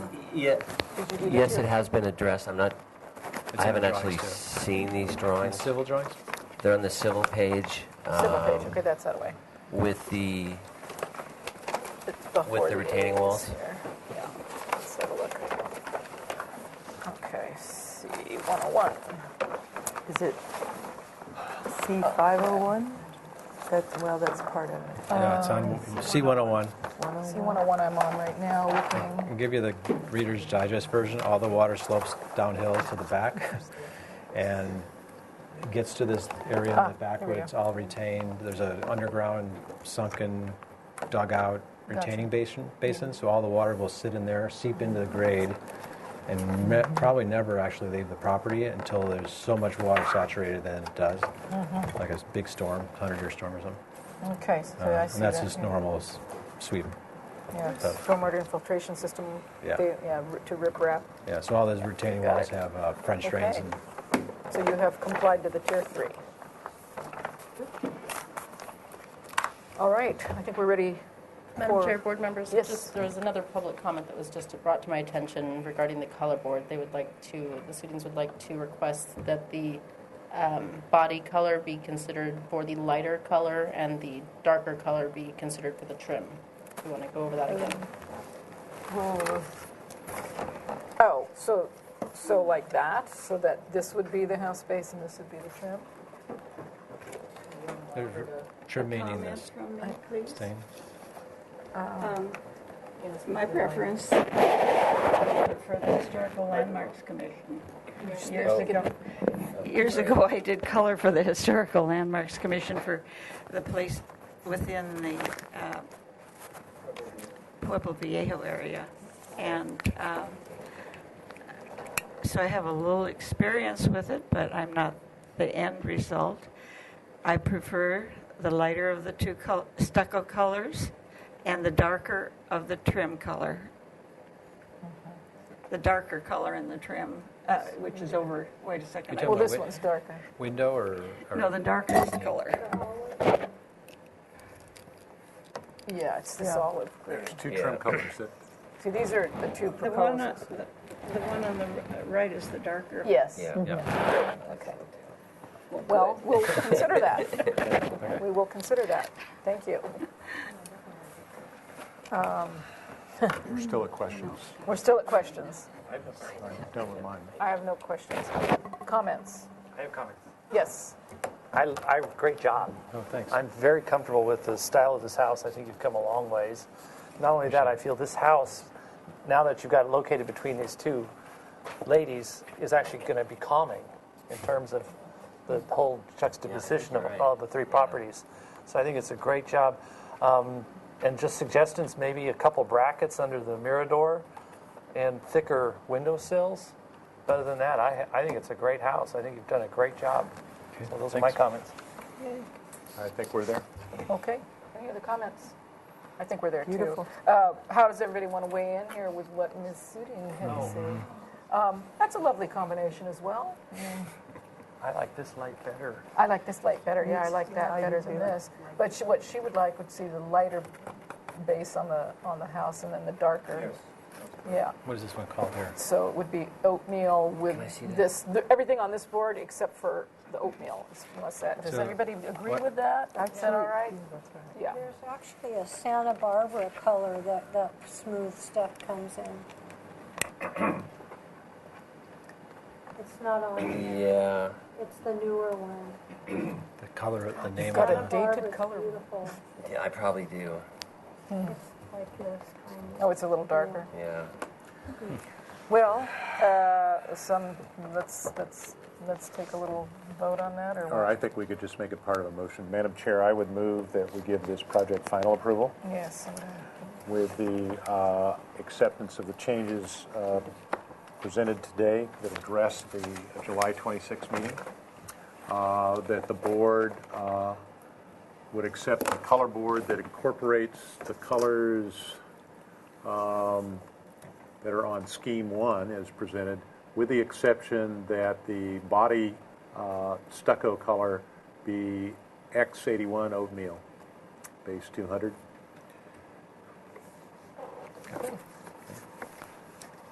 I'll second. All in favor? Aye. All right. Hallelujah. You're going to keep both of them.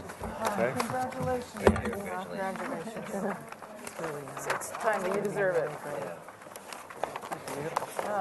Boy, I don't know if we need all of these. Phew. That was like plenty. Oh, man, where are we? Oh, this is... We're down to the last item. No, we're not. There's a whole second page. We just passed... We did 7, we did 8. We did 7? Oh, wait a minute. Oh, we did? We're just down at 9. Oh, we did. You're right. Oh, wonderful. Okay. 1322 Crestline Drive. We are done. Oh, thank you. No, I thought we still had 3 more. No. Oh, here, we'll take these and put that with all this stuff. Yeah. Okay, let's see here. We have a final review of 1322 Crestline, and action may be taken if sufficient information is provided. Project was last reviewed on October 21st, 2013. Could you introduce yourself, please? I think you have to pull that one way over. Amy Taylor, architect for the project. Okay, welcome, Amy. Is it not close enough? No, we have to be right in it. Sorry. Just like the rock and roll stars. Shout one out, Amy. Come on. No, you can't. No, it's past my bedtime. Really? It's 6? Oh, that's right. It's really 7. Madam Chair, this project was last seen on I'm sorry, everybody. October 21st. Conversation, we're still in the public meeting.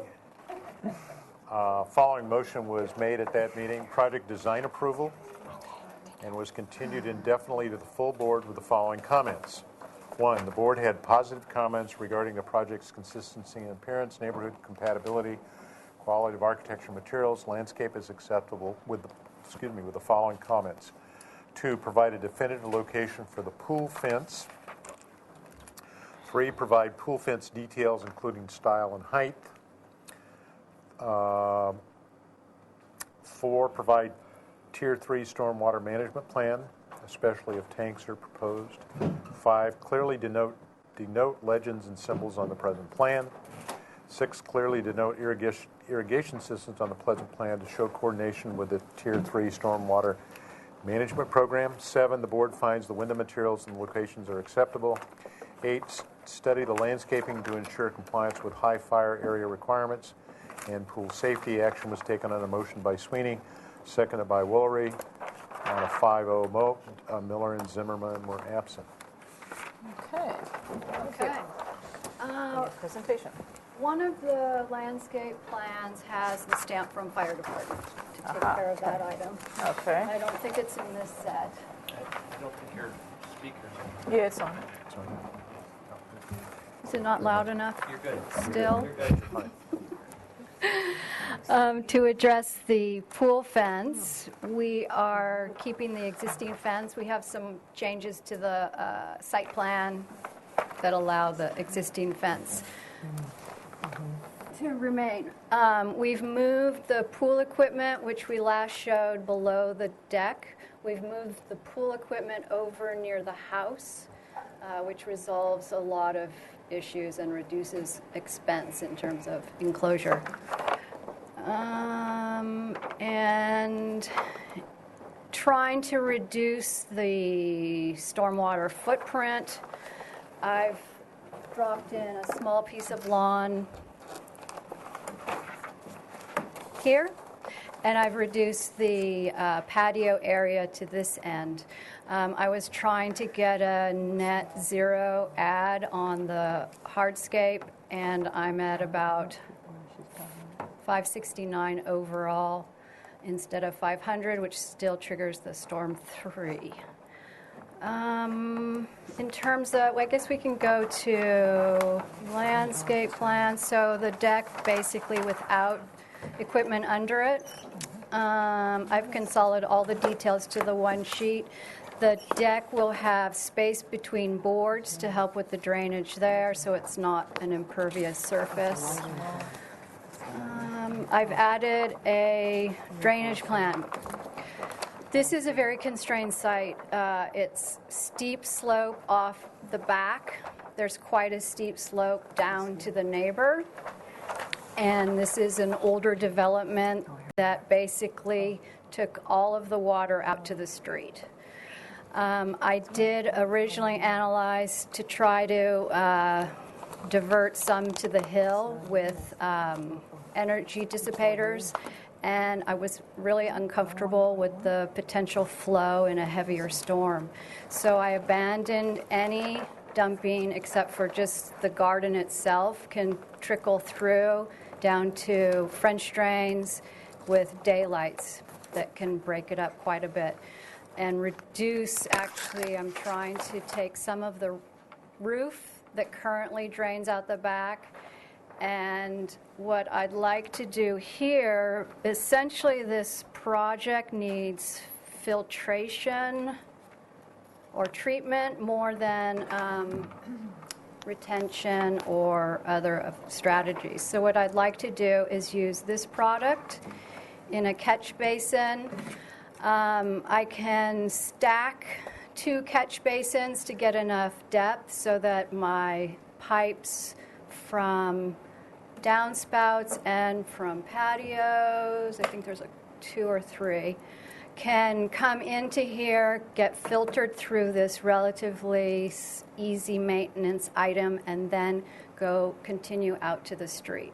So we're not holding water on site because I feel it's a little bit dangerous to the foundation, to the neighbor, and to the over 50% slope behind the house. But at least we get some cleaning. And I did include some notes for how to maintain that system. And I think worst case scenarios, if the filter clogs, it's going to run to the street as if nothing were in place.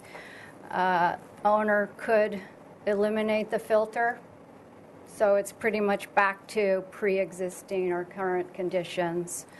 And I guess the third is if the whole thing clogs up, there could be a bit too much water out to the neighbor. So I think we need to add an additional overflow outlet so that it's not hazardous to the neighbor. So that is about that.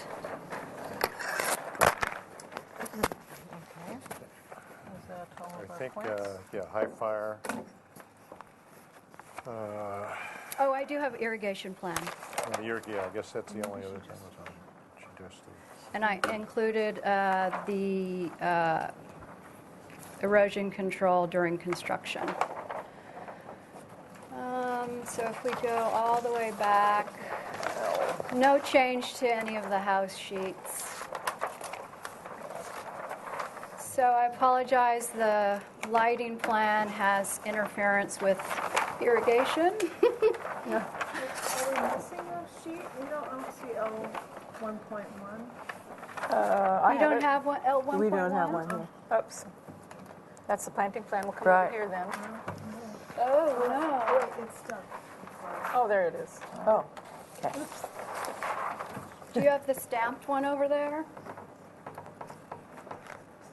No. You must have the stamped one. Oh, that's an important one. Yeah. No, that doesn't. It's got L1.1. It's got the Just hang on to that one Fire for marshals. Michelle. That's the last sheet? No, Not about quite. the 4th sheet from the end. So Yeah, that's it. That's the one. So I more clearly delineated the landscape symbols and clarified the notes on them. I removed a section of lawn next to the house because that's basically north-facing and it's not going to be very productive anyway. So I put in more shade-tolerant plants there. And then this pathway will be flagstone and DG. So really just low ground covers and then back to the planting plan that I had proposed before. Okay. Nice. And then lighting only has changed to reflect the changes to landscape, site layout. So I've basically called out the different zones. Everything's going to be drip. We can do a drip mat under the lawn area, so there's not going to be any spray. And I think that'll be fabulous. And then just called out the different zones based on limiting the length and or the exposure, shade versus sun. Very nice. Okay, thank you. Is that, I think that covers everything that was on the covers list. everything that was on there? Okay. Okay, I'll open up public comment. There is no one in the audience, but there may be a letter. Thank you, Madam Chair. I'd like to acknowledge a letter from Ms. Paula Westbury. Thank you. And now we go to questions from the board. I have no questions. No questions? No questions? I do have a question. Oh, yes. Could you, is this a wall or a fence around the equipment? What are you doing there? Oh, that is wall and fence, which shows up where? I'd like to do a plaster CMU wall facing the house. Oh, okay. And then the other direction, a wood gate. Okay. Similar to the siding pattern. Okay, thank you. So, Any other questions? Yes, Lisa. Yes, Madam Chair. Do you show the safety fencing, new safety fencing around the pool, or does your pool cover take care of the safety requirements? The property has existing fencing. So if you look at the first sheet, the site plan, there's fencing at the front. Where is it? Oh yeah, there it is. Front, and then along the side, and then existing fence. It's not high enough? I don't think it is. 5 feet. It's got to be more than that. It's got to be 6, doesn't it? no, for a Five, pool I thought of it's- 5 is sufficient. Is 5 okay? Yeah, 5 is. And then it wraps back. Do you have the gates on there, the self-closing? The gates are at the front of the property. You're just gonna need to label those as self-closing, you know, there's certain Safety. Okay. And is For there one on building. this side? Because your fence does drop in the front to like 3 feet 6. I don't see another gate. I think they have to scale the wall. That's a big retaining wall, so they have to scale that to get it past that fence. I had actually suggested that this area is problematic, and I had suggested that we add another gate. It's a good idea. Yeah. Okay. Any other questions? Comments? Did we have a color board already? I don't remember. I did bring one, and I didn't find it in my thing, so I'm hoping you have it. Okay.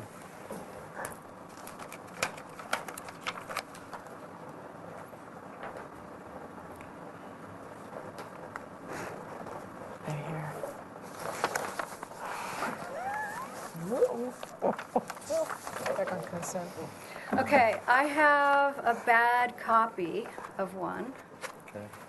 Well, before I just, that's fine, before you get there. Oops. So we've already given this project design approval. We could choose to give this final approval. And the only question that came up is whether the notation for that extra little gate and fence should be noted here or go back to consent calendar, or how do we handle that? Consent, I think we just need to make sure. That it's done, okay. Okay. So we could give it final with consent. Yeah. Final to Richard. Well, You give it final conditions. with conditions. Continue it for final to consent. Final with conditions. Final with conditions? Do you really need to see it? Oh, okay. Do you need to see it again, or do we just say No, they need No, to? I just didn't want to come up with the verbiage. Board members, Madam Chair, board members, you could do final approval with, to return to consent with a specific action item, Right. Like, but it's sort of unusual. I'll leave it up to you guys. oh, how about, well, They can make motions. make a motion? You make them. Make a motion. Yeah, let someone else make a motion. I move that this project return to Actually, No, that we give this project final approval. Project design approval with the following conditions. It's already has It project already design. has design approval. We're down to final or not final. Oh, for final approval with following conditions. I move that this project be given final approval with the following conditions, that you label the self-latching safety gate for the pool. What else? Well, we have this color board here. The colors aren't true, but all the information is here, so I don't think she needs to submit another one. Okay, and So that would be we it. need MPO findings? No, we did that at Okay. project design. And right now, you need a second, so I'll second that. All in favor? Aye. Aye. Hallelujah. I can't believe we got out of here. Label those kids. 9. Okay, and then that one is the one that you need to keep because it's got the... Are all the This goes colors with that. specified on the plans? Yeah, they're specified on that. Yes, And they're on the on, plan? And they're on the plan too? they're on a couple of sheets. Okay, good, yes. Then we know. And then you can have this back. Okay. And this is the one that you should hang on to. It's got the green leaf on it. Yes. Yeah, we did. It's unanimous. And I will now close the November 4th, 2013 Single Family Design Board.